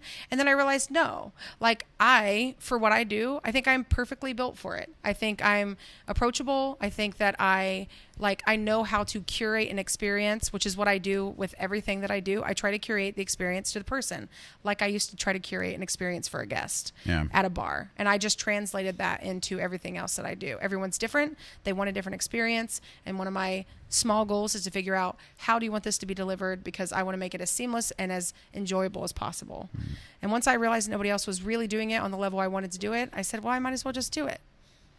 And if it doesn't work out, nobody wants me to do it, cool. There's no loss. I didn't buy anything new. I didn't, it's not like I made huge investments. But only your time. Yeah. My time. Honestly, your time. Which is the one thing you can't buy back. Which I have moments where I'm like, I think you were saying, they're scared or whatever it is. I mean, sometimes it is. I think fear can have people messed up sometimes. It's imposter syndrome, too. I didn't think I was good enough. There's that. To do what I was doing. There's you're not sure of yourself, right? There's the fear of the unknown. You fear rejection. There's all that stuff. There is a simple fact that there are people that may not, you said, that don't want to do it. And it's just because it isn't that they don't want to make more money. Obviously, everyone wants to make more money. I mean, it never hurts. Right. But they don't want to do necessarily, like, they're good with where they're at on their day-to-day. Yeah. You know what I mean? Like, the income that they have coming in is, everyone wants to make a little bit more. But to your point, I think it's the biggest part, is that they don't want to work as hard. If they have their day-to-day 9 to 5, as you call it, which no one has a 9 to 5 barely more. Good for you if you do. Whatever their thing looks like. But yeah, whatever their day-to-day is, whatever their job is, whatever like they're happy with, they don't want to do the in their off time, because that's what it's looked at. Is it's always the off time. Yeah, you've got to squeeze it in. You've got to work in the gaps. That's the negative of the social media, is that you can look, you can have this image of doing all this stuff without putting really any work. You know what I mean? You pull out your iPhone, you take a picture, and you do a post, and you're like, hashtag work the grind, or whatever the fuck it is. You know what I mean? It's side hustle. But you're actually hashtag side hustle. Hashtag side hustle. You don't have time to do it necessarily, like while you're loading up and everything like that. You're doing the work, but the investment really is the time. Absolutely. You know what I mean? Because that's the way you figure out if you actually want to do it. Well, and it's a sacrifice. Like, a huge sacrifice. It's a sacrifice from the people you love. It's a sacrifice from other things that I love. That you're working a full-time job as it stands times now. 2, technically, because I run social for Middle West. So I work full-time, and then I work another God knows how many hours a week. And all those research hours that maybe... And I don't think most people, when you're doing something like that, because I did that with... I do talk about the supplement industry and like how I make fun of it, but that's what I was a part of before, trying to find a job now. But you know what I mean? So I was doing that before and doing the research on whether, social media techniques or even just getting it out there. I think people don't value the fact that, that is people's jobs. I've stopped trying to figure out to do the research on like the news. Because they obviously change all the time. I mean, like news articles or articles about Middle West or, new ratings that you think that you should, subsequently boast about because that's what it's valued. Yeah. Well, Google Alerts helps a lot. So, dude, that'll blow up your inbox. I know, but I have alerts set for myself. because you'd be amazed. It's been a busy year. Yeah. I was the 614. I was in the interview issue, Nice. and then I was the guest editor for Stock and Barrel, and then I was a Columbus Monthly tastemaker, all within 3 months. Yeah. It was nuts. But a couple of them I didn't even know it was coming down the pike, and then I would see something ping, and I was like, oh, I guess I did do an interview and a photo shoot for that. I guess I didn't know when it was ever going to happen. Cool. But that helps me stay, though. But I spend so much time absorbing and reading. Yeah. Like the people who don't read their email daily, honestly, I can't wrap my brain around it because I'm obsessed. I probably check my email, work and personal, and I have 3 personal. 1 is like business and 2 are personal. I honestly check them 10 times a day minimum. One's just for I may not really respond immediately, but I constantly know what's happening. Yeah. I will offer this piece of advice. If you are into like Google Alerts, start up a new email. Just for Google Alerts. Just for Google That makes Alerts, sense. because now it's we all have the smartphones, or even if you're on a desktop, laptop, whatever. But if you have your multiple accounts, you filter it out, because I made the mistake. I have 3 emails, but it was like I don't want any more of this spam, so then I have another email. You know what I mean? And Right. it's like, so now my permanent, or like my primary email is now bombarded with fucking Best Buy, Joseph A. Banks. It's the Ohio Liquor. It's like all that Right. stuff. So now I've gotten to the point. I've caught myself that I'm actually just racking up emails, because it'll come across and I'm like, I don't care. But does it go into Amazon, promotions, or does it go into, because now we have folders You that can do they fall folders. into, which is great. You can do folders. I think mine just filter themselves. It's like So you can have a promotions or Google something, alert or filter, same standard. way. Yeah. But I like the fact that you can set up a Gmail account like that, Just do and then it. you just be like, this is the one I want my Google alerts going to. So Yeah. you can just check that inbox. There's no spam. It's not getting signed up for anything else. I think that's a good tip for anyone out Yeah, I there that's love trying that. to do that. Yeah. I did want to touch on, so like I did mention, so just a little background. I was doing photography and videography for a supplement company, and it was basically a startup. And for the first 2 years, like I was the content director, if you want to put a cool name on it, but I was taking pictures and taking video. You know what I mean? So and then you have Steve, that him and Brian has made be a cigar company and built that, and also built up the Tinder Box, because I don't think that it's where it was even a few years ago. How long has it been open here? Tinder Box has been open for 20 years. Holy shit. Now, Yeah. so there is a strong community there, and Brian has done very well. I've been with them going on 7 years with Brian, but to Jake's point, they were missing the social media side of it. Brian's not tech savvy at all. He actually hates it. He doesn't like There's it. a lot to hate, to be But honest. there's the other side of it, though, is that it's interesting, because a lot of these industries that are older industries, there was hesitation. Cigars were one of those where if you're looking at it, it's like, yeah, half of my clientele don't have Facebook. Right.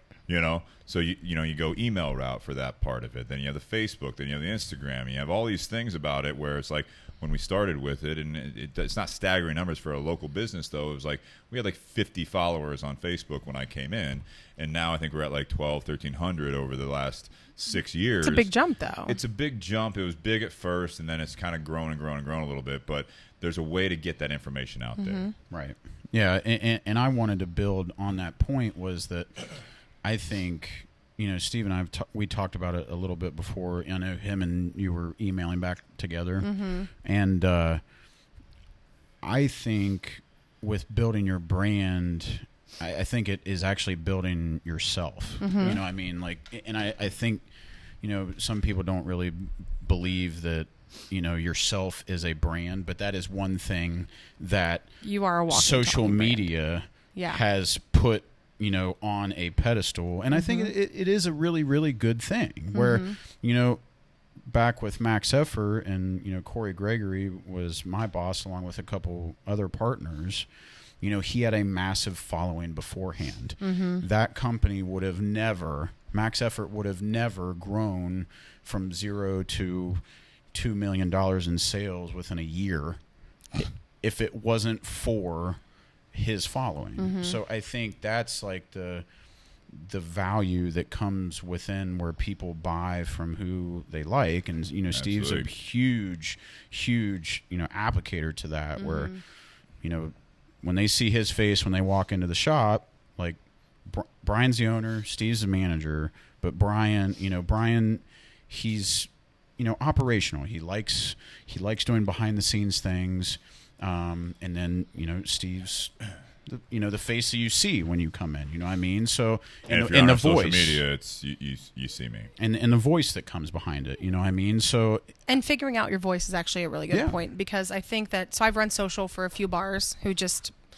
they were starting up, they didn't have a manager in place, but they knew that they had to get it out there. And I'm like, listen, I will do this for you, and that's the consulting business, correct? Part of the consulting, and so I create a voice for them, and I try to make it unique to what that bar is and what it does and what its vibe is, or however you want to put it. Yes. But yeah, you are a walking, talking brand. Like I'm pretty transparent. I don't have anything to hide really. And at some point along the way, I just accepted this was who I was. This is where I was at. This is the industry that I loved. And I was just going to roll with it and see what happened. And it took me too long to try to figure out how to be anybody else other than exactly who I was, which was a little bit bizarre and strange and weird and sometimes creepy, but sorry, this is what God intended. So this is where we're at, or the universe or whatever. To it too. Like it's kind of like what. Well, there was no one like me in the industry. Like there weren't women who were like alternative and queer and whatever, all the other things that you can call me. Like there not weren't. in the there level was you're no at one. now. No, think. there weren't a lot of us. It's like at you all. and like Jackie Zykan from. Right. But Yeah. There just weren't a lot of women. I didn't have a lot of people to look up to that were like, oh, they look like me, or they like not only as a woman, but like just what do I have in common with them? And that's super challenging, and the imposter syndrome thing, like you just never think that you're the best suited person. Like a lot of women struggle with that versus men. They say men will apply for a job if they can check 60% of the requirement boxes. Women won't apply unless they can check every single one. That's everything in life, not just jobs. Right, but that that's is fucking like leaving the house that day. Oh yeah, y'all are always swinging for the fucking fence. Typically. With a broken bat. I mean, God love you. You know what I mean? I do. I appreciate it. I think it. No, I think you it's just summed up a big part of Jake. I think it's. I like which I love. I think it's fantastic, but I just think it's different. It's just the way that we approach things differently, and it's hard sometimes to claim your space and claim who you are. And for me, I realize that I am kind of a brand. I have a lot of nicknames. Ambassador Basham is one of them. It's never left me.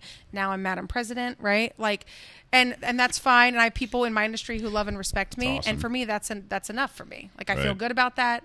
And people know that they can trust me. I hope they know that they can trust me. And I hope that they know that I'm passionate and that I'll bend over backwards to do whatever they need done. And that's why I spend so much time volunteering with the guild and in other facets also. Like, people need to see more people like them. But I'll say this about you: you bring up some interesting points. In my opinion, is that you talk about the way you look, the different parts of who you are personally. That's the real like top of the icing on the cake, right? That's really what sets you or anyone else apart, is once you can get your personality of who you actually are on a day-to-day basis.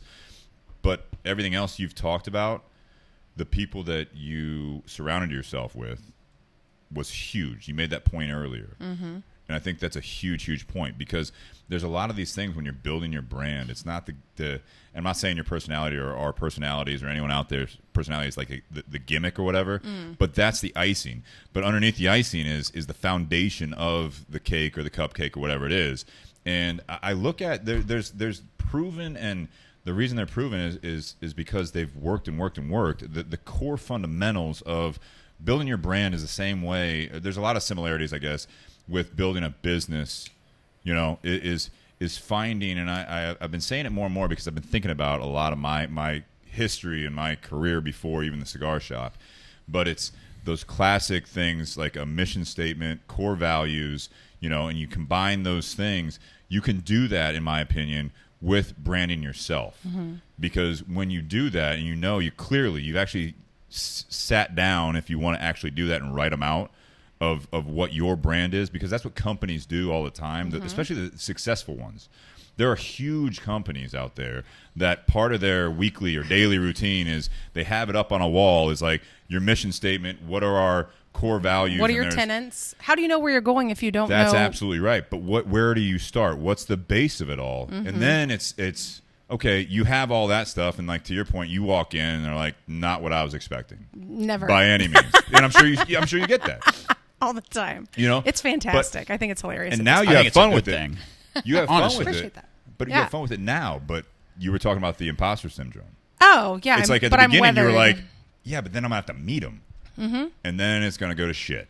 Yeah. But it's translated because the core, the fundamental side of it, like your base of like what you want to do with it all, I think that's something that when you're building your brand or you're doing your side hustle, whatever it might be, those are those really core things that will never be questioned. So if you get in the door, you get that first gig or that first appointment, that's where you get a chance to really blow people away. Is because there's a lot of people come in there that fit the mold. Sure. But when it comes down to it, their work fucking sucks because they don't have the other part of it. They're like, I got to act a certain way. I got to look a certain way. I got to know the hot words and the buzzwords and all that stuff. And yeah, you might get past the first interview or the first job, but it's much like we were talking about with the whiskey or the cigars. You can have everything looking well. As soon as you crack the bottle or you light that cigar up and it's garbage, cool, you sold a bottle. You're not selling a second one. When I talk about sales, because I'm a supplier side, we do have a broker. So the broker is incentivized in lots of ways. Sure. I don't have incentives for anything that I do. I make literal like coin on every bottle depending on what it is. It's different. So I always joke when I go into a new account and I'm making a relationship and I'm like, listen, if this is something that you genuinely enjoy and you think there's space for it on your back bar and there are ways that we can show value to your guests here and we can I can create value for you, and if you think this is going to move, fucking awesome. How can we do that? Right. Otherwise, I don't need a 50-cent favor. Please do not bring in this bottle of whiskey or this bottle of vodka to put on the back bar because you think you're helping me. Because although you might be helping with visibility a smidge, one bottle out of, I don't know, 50 or 100 or 400 or whatever, I don't need the favor. It's not creating a legacy, right? Right. And I just think that when it comes down to what we're all doing, it's about integrity. And I think that when you're building your brand, it's don't pay attention to what's cool or hip. If you're lucky and you're really, really passionate about something that's really on trend right now, God knows what that would be. Cool, do that. Yeah. Whiskey cigars. Figure out what you love to do. Figure out what you'd love to do for free and do that. And for me, I'm in no place where I would ever be able to leave my full-time job. I also really like having financial flexibility. So that's another big part of it for me. I like being able to travel. I like being able to buy what I want when I want, whatever. I'm not crazy bougie. I live in Hungarian Village, but I like having flexibility. And for me, having a certain amount of income is a security for me after growing up super, super poor. So that's another part of it too. Yeah. Having that autonomy makes me sleep better at night, and that's enough for me. And you have to be really incentivized by something or multiple things, and it has to be genuine and authentic because people will see right through your bullshit and they won't care. No, you'll see. Yeah, they'll see absolutely through it. And the same thing if you have your bottle in the background, right, and it's sitting there and it's sitting there and it's sitting there, it almost tarnishes that brand. If they have to dust it more than 3 times, well, or if you have regular, who are they gonna be cussing under their breath? Probably me. Or it's a full bottle. No, thank you. Right? They're like, wow, I've been inventorying this. It's been 0.95 for 6 months. No, I don't want to be the person associated with that bottle. you can look at the liquor stores too, right? I mean, the same thing as the cigar stores. So, it's funny. We have, it's just the way a lot of consumers their minds work, right? So we have bins of cigars the way we have them. So in other walk-in humidors, you'll have boxes, right? Or we have pipe tobacco. And you hear it, and you could have filled up the jars of pipe tobacco that morning, but you didn't have the one, right? Peach Melba is one of ours, right? And it's half full. And a certain consumer will walk in, and you're like, that must be a popular one. Because there's... Right? I mean, that's the same thing. You go into a liquor store and you see Middle West is all the way if the shelf is empty, maybe that means got like other bottles up here because it's like, oh, they can't get rid of it. No one's buying it. There must not be good. And really, I probably was there stocking that day. Point being, yeah. Or there's so many different. I'm like, where's the whiskey? Why is this shelf You walk empty? into a bar or whatever, and you're a regular there, and they did you a favor, but they're not offering it. They're not suggesting it. You don't have the buy-in from the bartender. If they don't believe in it, then right? I'll do everything I can to make sure they believe in it, and if they understand why I think it's special. But if they don't feel that way, that's totally fine. Like, I have a lot of friends who are buyers who have not picked up our portfolio, who do not do cocktails with our stuff. Lots and lots of friends. And at the end of the day, like, at first it was a little bit like, oh, that kind of burns a little bit. I thought we were friends. But they have their own agendas. They have their own rules and regulations and whatever their program needs to look like. They have their own relationships with other brands that might, maybe it's above us at ground level, and maybe there are like relationships with owners and God knows what and corporate people, and we just don't fit. And like, it was really hard for me my first year. I took a lot of things personally, and I spent a lot of time getting frustrated with people that I cared about. And I had to be like, I've got to put this to bed. This is silly. Well, I got to say, too, though, that they're running a business. Well, correct. So that's like in our industry, right? So it's like, I can think of one individual that we've talked to this week, right? And he's been in our big annual events several times. I like his cigars. Brian likes his cigars for the most part. Like, we like most of the portfolio. When he's around, they sell like crazy. You know what I mean? Like, he comes to the event, and all of a sudden we just blow through them. Oh, yeah. Right? The other 10 months out of the year, they sit. So the business's cash flow is sitting there on the shelf. Mm-hmm. And now it's like, all right, so now we have to push your cigar to get, because we like you, but then we also have all these other options. Spirits are the same way. Mm-hmm. So there's the business side of it where it's like you do have to get creative. You have to get to that point where you are, can you get a Middle West distillery cocktail on that menu so that, hey, let's do a Manhattan with the Pumpernickel Rye. Do that for a month. Yeah. Can we do that? Can we do a monthly, an October cocktail with this particular rye? How do we make that happen? Right. And that they can do because they like you. Like, all right, fine, I might do that. Right. Yeah. And then maybe you get a little traction. Right. It's not just don't bring out a bottle just to set it back there. That's why I always tell people, like, just don't. I mean, I want you to love it, and if you love it and you think that it fits, awesome. And if not, like, honestly, it's in a way it's less work for me, because instead of me feeling like I've got to come visit you and spend a lot of time here to basically say thank you 17 times, I can say thank you so much for your transparency, and I totally understand. And if something comes up in the future, let me know. And otherwise, you know how to reach me. I'm totally accessible. Well, I think a way to do that is to build off of that point, and I think that's a strategy with building your own brand. The same thing, but if you are doing a sales job or whatever it might be, addressing that personal account right there and all that stuff. The way that you actually, in my opinion, is that the way you find success there is to have other people coming into that bar or that liquor store and ask for it. Yep. And the way that they ask for it is that you build the relationships that are actually and growing. Outside of it. So they're going to other bars and all that stuff, and then they walk in, and it's like the bartender saying, like, "Hey, do you have Middle West this? Do you have Ohio this? Do you have the gin?" I still can't say it right. Vim and pedal. Exactly what she said. Vim and pedal. What she said, but you have them coming in asking for it, right?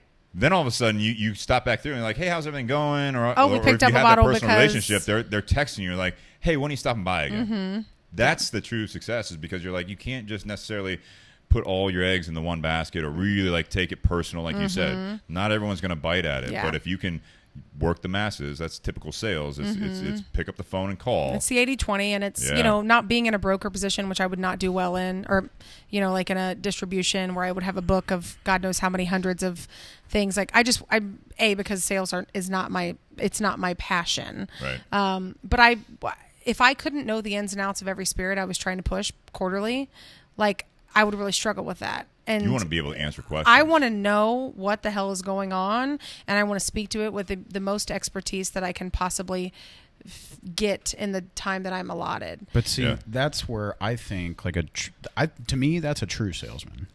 It's not like used car salesman where it's like this game of whether I know that you don't want to buy this, but because of my expertise that I think I'm going to like piss you off and make you think that you're not either able to afford this, and then you like, well, I'll throw this $3,000 for you. Yeah, yeah, you know what I mean? Because there are like used car salesmen that do that. Like they like shun like the person, and they think that it's almost like a reverse psychology. Oh thing yeah, like you're shaming them, and then that's going to make them want to spend money. Yeah, and I hate that. No. But like what you're saying is that it's the value, it's the passion, it's everything that is backed by the brand. And I think to the people in the garage, I think to the viewers that like we know and love, the real people, that they look past all that. And I think that I think that there's value there. We did have a question from Raymond Waters before we get into the closing remarks. It's been awesome having you on. Thank you. Obviously. This has been really and we don't want to end fantastic. this either, but we're coming up on our 2-hour point. It happens, yeah. So Raymond says, I'm somebody that has had mild success with building a brand and had a setback. I seemingly lost all of my supporters / momentum. I'm trying to gain that momentum back. What advice would you give to gain that back? I guess my first question would be, why did you lose them? Yeah. Valid question. So you don't know that. How do you answer it? Do some personal, do some digging, do some introspection. Like if it was, I don't know what you do and I don't know why you do it. If you lost people, my gut instinct says like you fucked up, or people perceived that you like fucked up. So I don't know if that means that you represented or didn't represent yourself correctly, or whether there was an issue with the product that you were building or providing. I'm not really quite sure, but I think being transparent and authentic is always what I'm going to come back to when it comes to people, and when it comes to the people who want to support you. People want to support you. Like it's in our nature. They want to. They're going to support something. It might as well be you, and it's a lot easier to support you if you're being real, and they can absolutely like align with you and feel you, and know that you're in their corner. Inconsistent insecurities. So that's a head game. So I'm going to say go to therapy because it's amazing. Everybody should get it for free. It's not free, though. No, it's not. Go to a cigar shop. You'll get some therapy. Yeah. Go to a bar and tell them you're there for therapy and you're willing to buy a cocktail. Most bartenders are accustomed to that. I was. Don't drink too much because you won't remember the therapy session. You can drink water in between the whiskey. Bring a book. There you go. A notepad. I mean, insecurity sucks. It's the worst thing ever. And every single person, even the most gorgeous, intelligent human being walking the planet, has insecurity. And so you have to do a check-in with yourself every single day. And you have to say, self, are we on the right path here? Is this what we're supposed to be doing? Are we still excited about what we're still doing? Because that's a huge part of it too. Yeah. Like if you don't have anything left to give, and if you're not having self-care, and that whatever that means for you, you could meditate, you could run, you could eat green things only, you could drink whiskey every night when you go to bed, like whatever that is for you. I like the last option. It's always a handy one. You're familiar with the last option. I think it's with a cigar. I'm sorry that you had that challenge. That has to be really hard. But one of my favorite quotes, everybody gets so annoyed with me saying it because it's so old school, but smooth seas never made a skilled sailor. And I truly believe that. Like you don't grow from things that go easily. You only grow from your challenges. Yeah. And so take this as the phoenix rising from the ashes. Take this as an opportunity to recreate and refine and distill what you're doing and make it better for the people you're doing it for. It's interesting. I like Ray Cheshire from Vietnam says, best therapy I ever got was at the Tinder Box. Thank you very much. Me too. That's actually what gravitated me towards the place even before working there. It's interesting when I see that, though, is because when you asked Christina, like, what was it? What happened? He spit it out immediately. So there's something I talk about a lot. And, again, I take a lot of this stuff. When you're building your own brand, again, I take the correlation back to business. And it's when you're looking at it, when you're trying to reflect, when things are going well, things are going bad, you hit a major roadblock like that. He's already done it. I always look at the SWOT analysis, and I know some of the people are tired of listening to me say that, but strengths, weaknesses, opportunities, and threats. Mm-hmm. Strengths and weaknesses are internal. The external ones are opportunities and threats. Mm-hmm. And when you look at it, you ask that question, and he immediately responds inconsistent insecurities. So now you already know. The advice is fix that. And I know that's oversimplified, but it's like if you're inconsistent building your brand, and it's through, like, say, social media, like I wasn't posting. I said I was going to do in any business and building your own brand. And that's, I also think, a character issue there as a person, is that do what you said you were going to do. So if you're inconsistent and you're like, hey, I'm going to do this every week, I'm going to give you this type of content, I'm going to do that, and you're dormant. One of the things we do on the podcast is that the thing that we've really strived to do is put out an episode every week. And you hear that in this type of a industry, if you will, with doing podcasts, is that if you're doing a weekly podcast and 2 months go by and there's no content, people have moved on. They're like, oh, they must be done doing it. Something must have happened. And they unsubscribe, or they'll see a new episode come up and they're like, what the fuck? Like, what's going on there? Yeah. So that's already, you're self-diagnosing. If you're inconsistent, you've already hit it on the head. So give it some time of being consistent again. There's any business, and I will say this, one of the things that we ran into at the Tinder Box, there were a lot of, like, divides in the local market as far as, like, people going to different shops, like employees, they were starting their own business, all this stuff. When I came on with Brian, and I remember this conversation pretty clearly because he was the one that went through this side of it, where he's like, he takes a hit on revenue and also people he cared about as regulars, if you will, part of the community. And I remember looking at him, I was like, here's the thing, is like, keep doing what you were doing that brought myself and everyone else into it. If we keep doing what you have been doing for the previous, at that point it would have been, 12, 13 years, and we'll get new regulars. We'll get new customers because we're going to keep doing it. And then all the competitors out there, if they do well, that's awesome. We just need to do what we know has succeeded in the past and continue to grow it, tweak it, all that stuff. And, yeah, we won't get all those customers back. We won't get all your followers or whatever you were doing, Raymond. You won't get them all back. But you'll get new people because they'll find you. They'll start following you. They'll start doing whatever your side business or your whatever it might be. If you self-diagnose or ask people, if it's inconsistency or the insecurities, if you start addressing those things, therapy or whatever it is, or you look to mentors, you surround yourself with good people, or you're like, I was really getting like some traction when I was consistent, when I was still insecure, but I still did it. I just forced myself to do it. You start that up again. Depending on what arena it is in, you're going to get new, and some of the previous people that were backing you, following you. They want to buy from people that they like. You'll get them back. But it's not going to be like this. It's not going to be the next post or the next sale.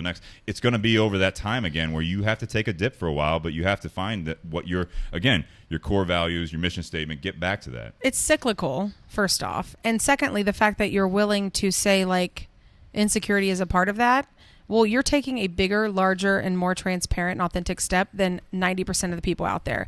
Because there are a lot of people who would never say, oh, my business or my brand failed because I had insecurities and I was inconsistent. People are not willing to be that fucking real. They're really not. And the people who are willing to look at themselves and go like, here's how I can be better. It's the hardest thing you will ever do. It's painful.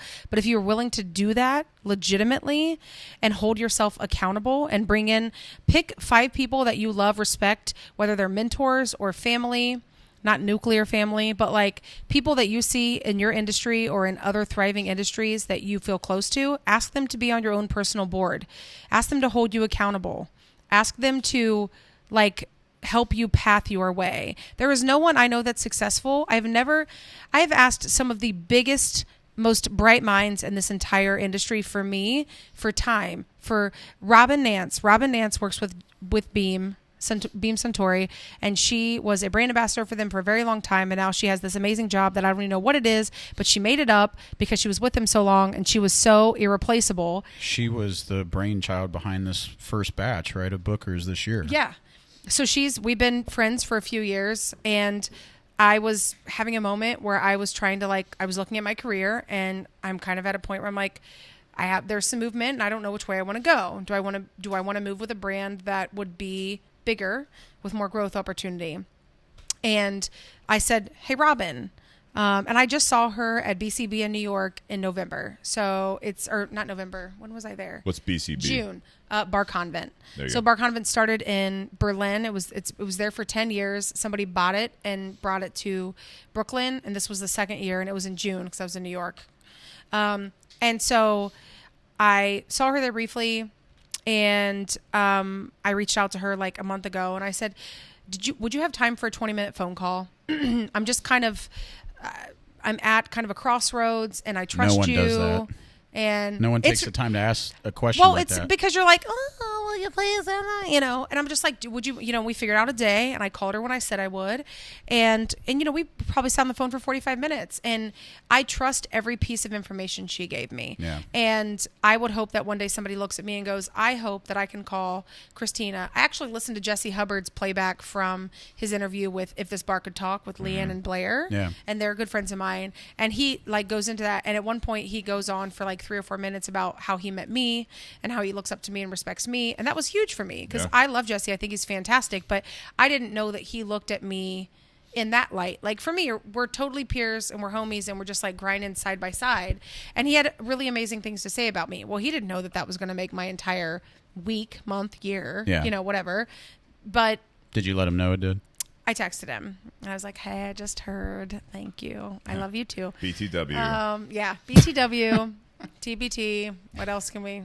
NSFO. Yeah. So, anyway, we had three previous guests that actually that reminds me of. One, Nate brought it up, was the board of directors. So Josh Bentley from Altadis, he actually had a really, really cool concept, and it was exactly what you were explaining, is that he has his own personal board of directors. Mm-hmm. You take that business concept, and it's I think his dad was on it. You know what I mean? There's people in business, and there's also other. So it doesn't matter if you're having issues in your personal life, family life, career life, health life. I've got a core 5. That's it. Core 5, same thing as he has when he calls it the board of directors. Yeah. I love that. Yeah. And the second was, Dina was talking about the same thing that you're kind of talking about when he got off the air, and all of a sudden, like the week-long goodbye, he's hearing from all these people over the last 24 years, like they didn't say those things when it was like, oh, I listen to him every day, I love it, and all this stuff. You never know what you have until it's you're gone. Not getting. It's the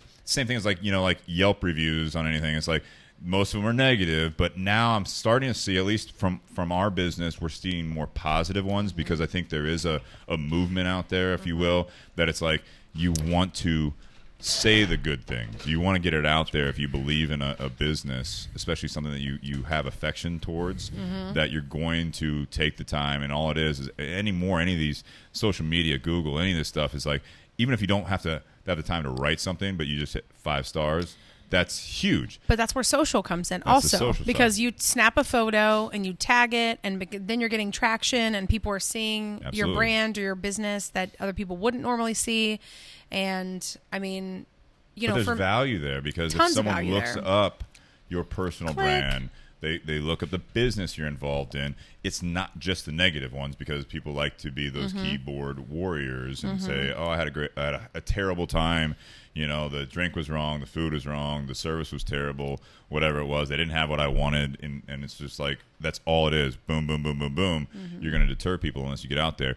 The third one I want to say is AJ, who's been on tonight quite a bit. He's been on the podcast several times, but one of the things that he really, really lives, and you'd love to meet him because he's a ball of positive energy. I love that.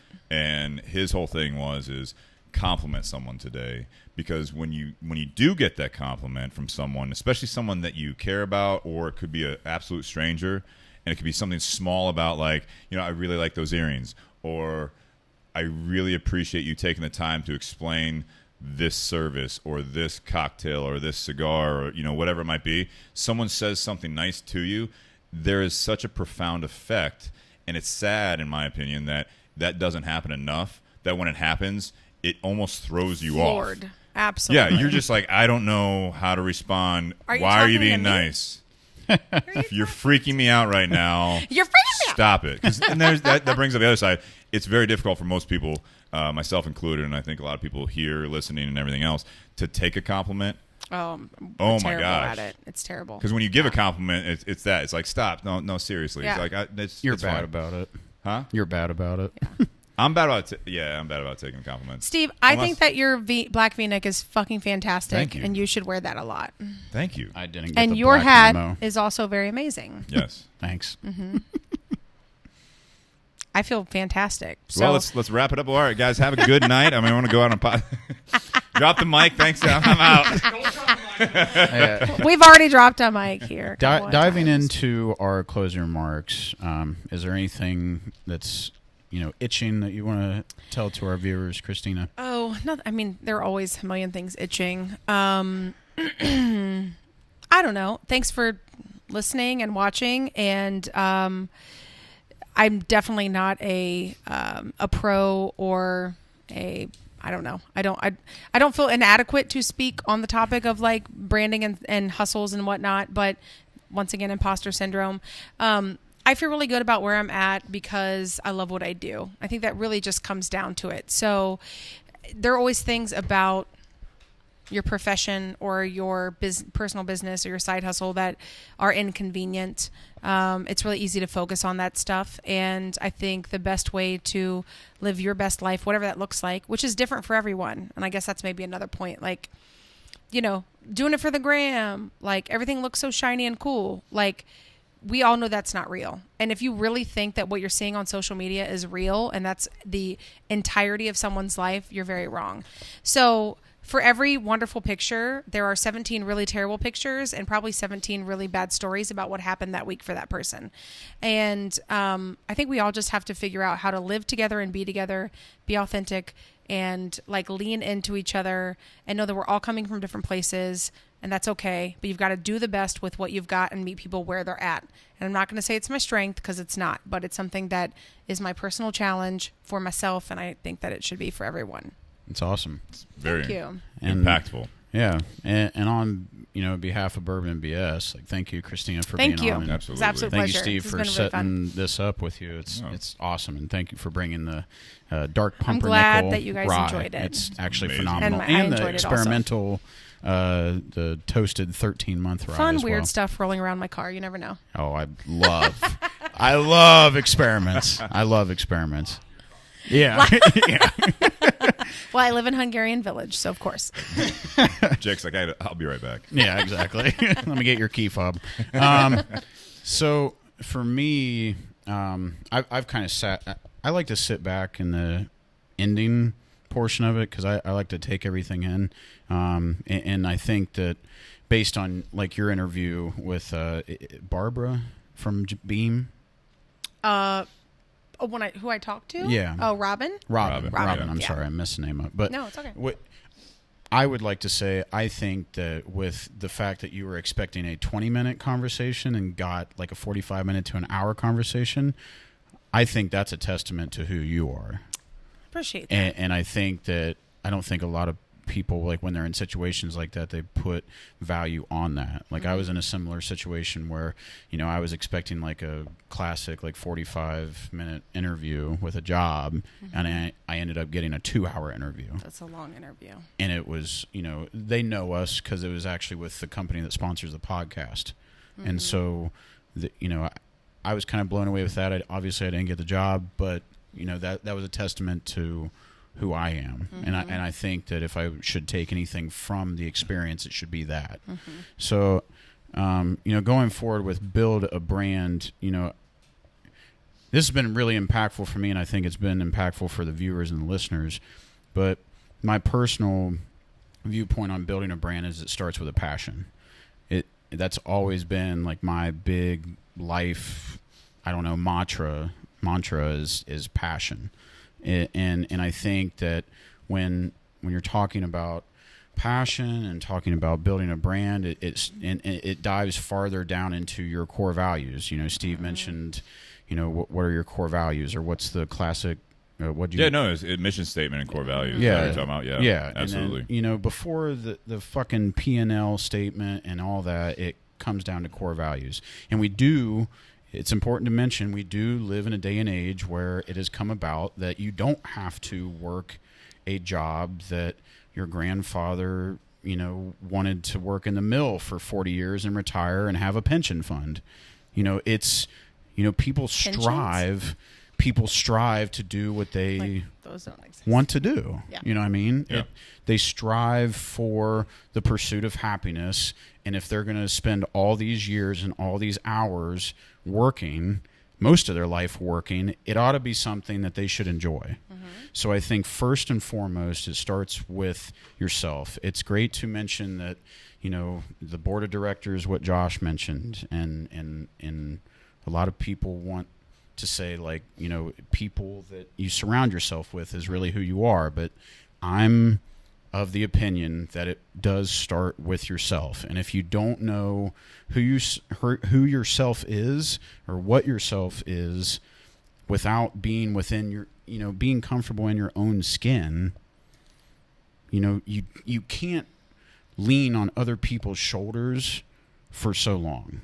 And it doesn't, you know, they can help you and build your confidence up and show you the way, but only you can see the light at the end of the tunnel. You can only see what you want to happen in your life.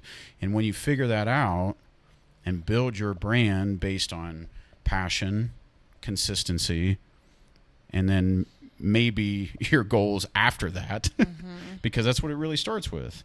It starts with your generosity, your integrity, like what you mentioned, Christina, because without those things, people aren't going to want to buy from you, and they're not going to want to support you. Right.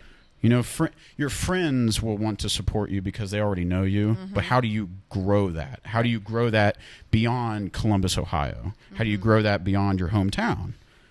That's by getting yourself out there and being consistent with motivation, you know, whatever it may be, like motivational posts. I don't care, even though I like to throw shade on that, but you know, I'm not that girl. Yeah. And I'm not either. You know, I was But I enjoy the ones I see. So like, what does that say, right? Like, I like a little pick me up post once in a while. Yeah. I'm like, yeah, that's right, Queen. I'm going to do that. Absolutely. I want to get that pumpkin spice. Just kidding. 'Tis the season. I like seeing things in people's own words. I don't like seeing, like, you know, side hustle or, you know, working hard today, or, you know, I want. If you're not working hard today, I mean, awesome, good for you. You should do that. You might need a break, and I think that's fantastic. But just get back to work when you feel like you're ready to, because we all have different capacity for that. Yeah, I mean, as a consumer and also a person that dabbles in, you know, my own ambitions with the podcast and other things, I think integrity is the biggest thing, and seeing a person's passion and what drives them, and knowing the story behind it, being transparent, like what Middle West has done. That's what drives me, and I think that you know, building off of last week with Dino and Whiskey Business podcast and saying going all in. Even then, I was saying, you know, it starts with a passion, because that's how you know what amount of effort will go into it. And then coupling that with the integrity, it's just unmatched. And then what was his name? Raymond, yeah. I mean, Raymond's question, the fact that, you know, you can already identify that, you don't need us to tell you what you need to do. Right. Yeah. It's you have the tools. Yeah, you already be consistent, show love, show compassion, show passion, and allow yourself to open up again. Also knowing that it's a lot easier to fall down the hill than get up the hill. Yeah, I think that's probably pretty true. It falls faster. Gravity. Your shoes actually can definitely impact that also. Yeah. Just saying. So it's been awesome meeting you. Yeah, I have boots on today, but it's awesome meeting you, Christina. It's awesome Great to meet you. It's awesome to hear the story of Middle West, and thank you. I hope we have another one and we have some tequila on here. I mean, we're gonna do tequila night for sure. Yeah. If I could just close out my side of it, where that's how it goes. Building off of what you're saying, Jake, is, and we see eye to eye, I think, on a lot of the view of that. We say it differently because I think we push the whole board of directors thing, the people you can call on, and I'm listening just like everyone else is, and there's a lot of value there. I mean, it starts with you, but to a lot of the comments tonight, it's you can have the passion, you can know yourself and all that stuff, but what makes you is the people around you, is the lessons you've learned. So you rely on people to a point, and that's why I like what you said, Jake, is that you rely on them, but you can't rely on them always. You have to take it back to yourself. And I'll use the metaphor of a lot of the stuff we talked about. So when you're building your own brand, and I talked about the core values, mission statement, and all that stuff, is that doesn't just come necessarily of you sitting down isolated and shutting everyone else out and not listening to everyone else. It's actually taking everything you've learned up in that point and like what you want to do with your life and the passion. And I think that's where it builds together, because when you're building your own brand, whether it be a side hustle or when you get that opportunity for a job interview, when you get that opportunity for a relationship, it doesn't matter what it is in life. To me, it's the same thing as the bottle of whiskey, the cigar that we're drinking and smoking tonight. Is I've touched on it tonight. You can put yourself out there at a surface level and make it something that's attractive to something. You know what I mean? Like when you're single, you're like, I want to meet someone, so I got to do this, this, and this so that someone finds me attractive. When really what they're going to find attractive is that when they open the bottle that they think is who they are interested in, and they taste the whiskey, and you're like, this is shit. Because all you did was up until that point of getting that person to bite on that, and all of a sudden you're not who you say you were. That's the problem. In relationships, that's huge. In business, that's huge. When you're going into these people's homes for these private, cocktail and the educational side of it, and you're like, I got in the door perfect, and then like by the end of this hour or 2 hours or whatever it is, and you're walking out and they're like, hey, thanks so much, you were great, and you walk out the door and they're like, that was terrible. Like I didn't learn anything. She seems nice, but goddamn, I didn't learn a goddamn thing, because all you did was you sold yourself up until the point where you didn't do the core side of it. And I think that's the same thing with cigars, same thing with whiskey. You have to build, if you're building your own brand, and it can be working for someone else, but when you're building your own brand, when you get that opportunity, is that you have to do the legwork. I loved what Christina had to say, is that when it came to the bartending side of it, is that she's like, I got to that point, and then they started asking me questions about the basic, like, hey, if I ordered this drink, how do you make it? And you're like, what about the wine? What about this stuff? And you're like, that's right. I do need to know that. And it's also right that I don't know that. So what did you do? You educated yourself, and you built yourself up. You built that core. So when that test came up again, now all of a sudden it's like, yeah, you got that chance again because of who you are, and you have that whatever the look is, the way, the reason they're cracking that bottle. But when they actually tasted that whiskey of you as a person, or they smoked a cigar, they lit it as a person, they're like, this is really good, and I'm going to buy it again. Yeah. That's how I look at it. Yeah. Undersell, over-deliver. Yeah. Yeah. Like, exceed your own expectations, be exactly who you are, and try to distill that down into all the things that make you great, and try to work with intention to fix or adjust the things that you don't love about yourself, or the things that make you less productive, or, I think it's small steps. It's not done in a day or a week or a year. And I just think we're all so lucky to like be living in a time where like these things that we love are relevant. We can talk about them and people want to listen. We can drink them and smoke them and have a fantastic time. And we're incredibly lucky to be like where we're at doing what we do. 'Cause I know that I always say that like timing for me was, if I had not moved to Denver, I would not be here. Because I just would not have been on the upswing of what was happening in general. You would have been ready for it. No, I wouldn't have known what the hell was going on. And I would hope that somebody would have taken me under their wing, but who knows? Yeah. So I just feel like I couldn't be happier. That's awesome.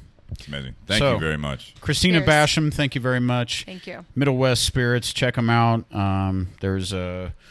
Are your vodkas available in the state of Ohio? Yeah. OYO vodkas, Character, honey vanilla bean, barrel-aged honey vanilla bean, stone fruit, Vim and Petal gin, Middle West. We have a single grain wheat, 4-grain 4-year bourbon, the dark rye, and then 2 double cask collections. Yeah, the OYO sherry. Anywhere that you're represented right now, the 6 areas, all of it's available.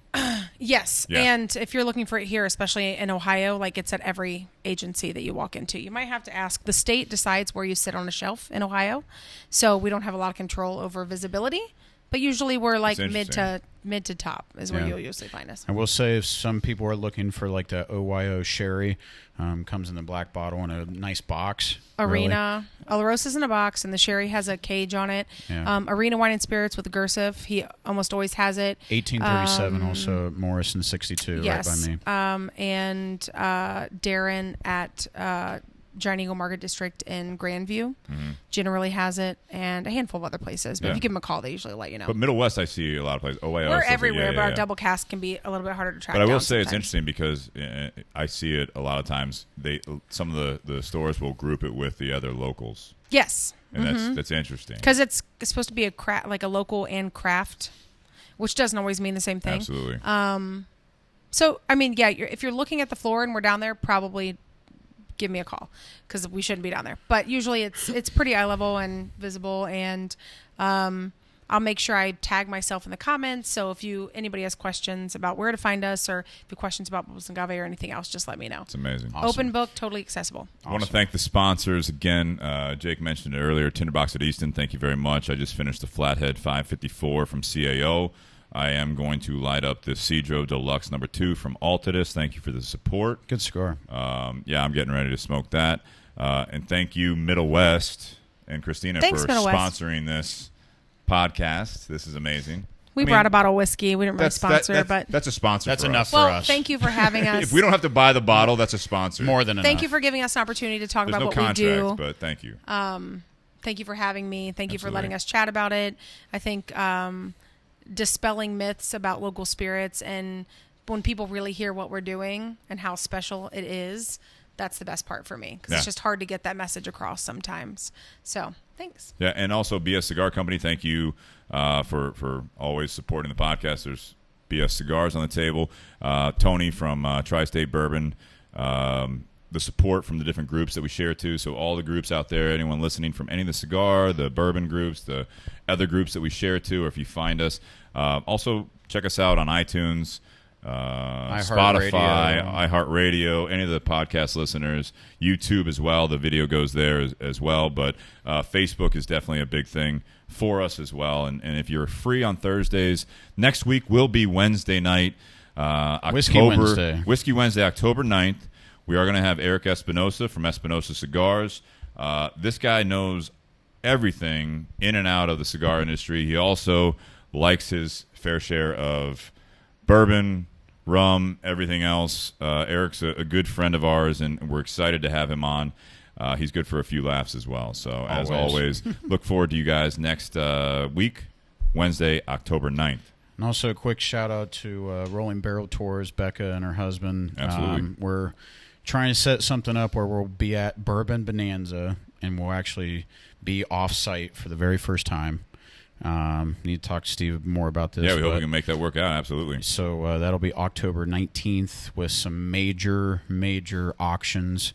Buffalo Trace will also be releasing a bottle of their 6 millionth barrel that was aged fully, and it'll be cool. So we'll get into that a little bit more. And don't forget to check out your $5 off Stogie Bird. I think we got one more week, so hurry up and take advantage of that. Yeah, take advantage of that Stogie Bird, and you get $5 off with your first subscription. So, and the code is Bourbon and BS. Yes, and with the spelled cigar, out and right? Spelled out and. Flathead, any of the Flatheads will be 15% off Tinder Box at Easton. If you guys are local, stop in the next week until Tuesday, close of business.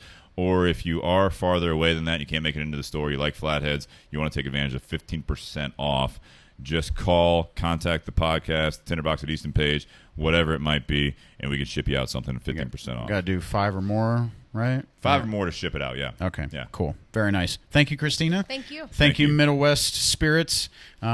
It's been awesome. So thank you. Happy Thirsty Thursday. Cheers. Cheers.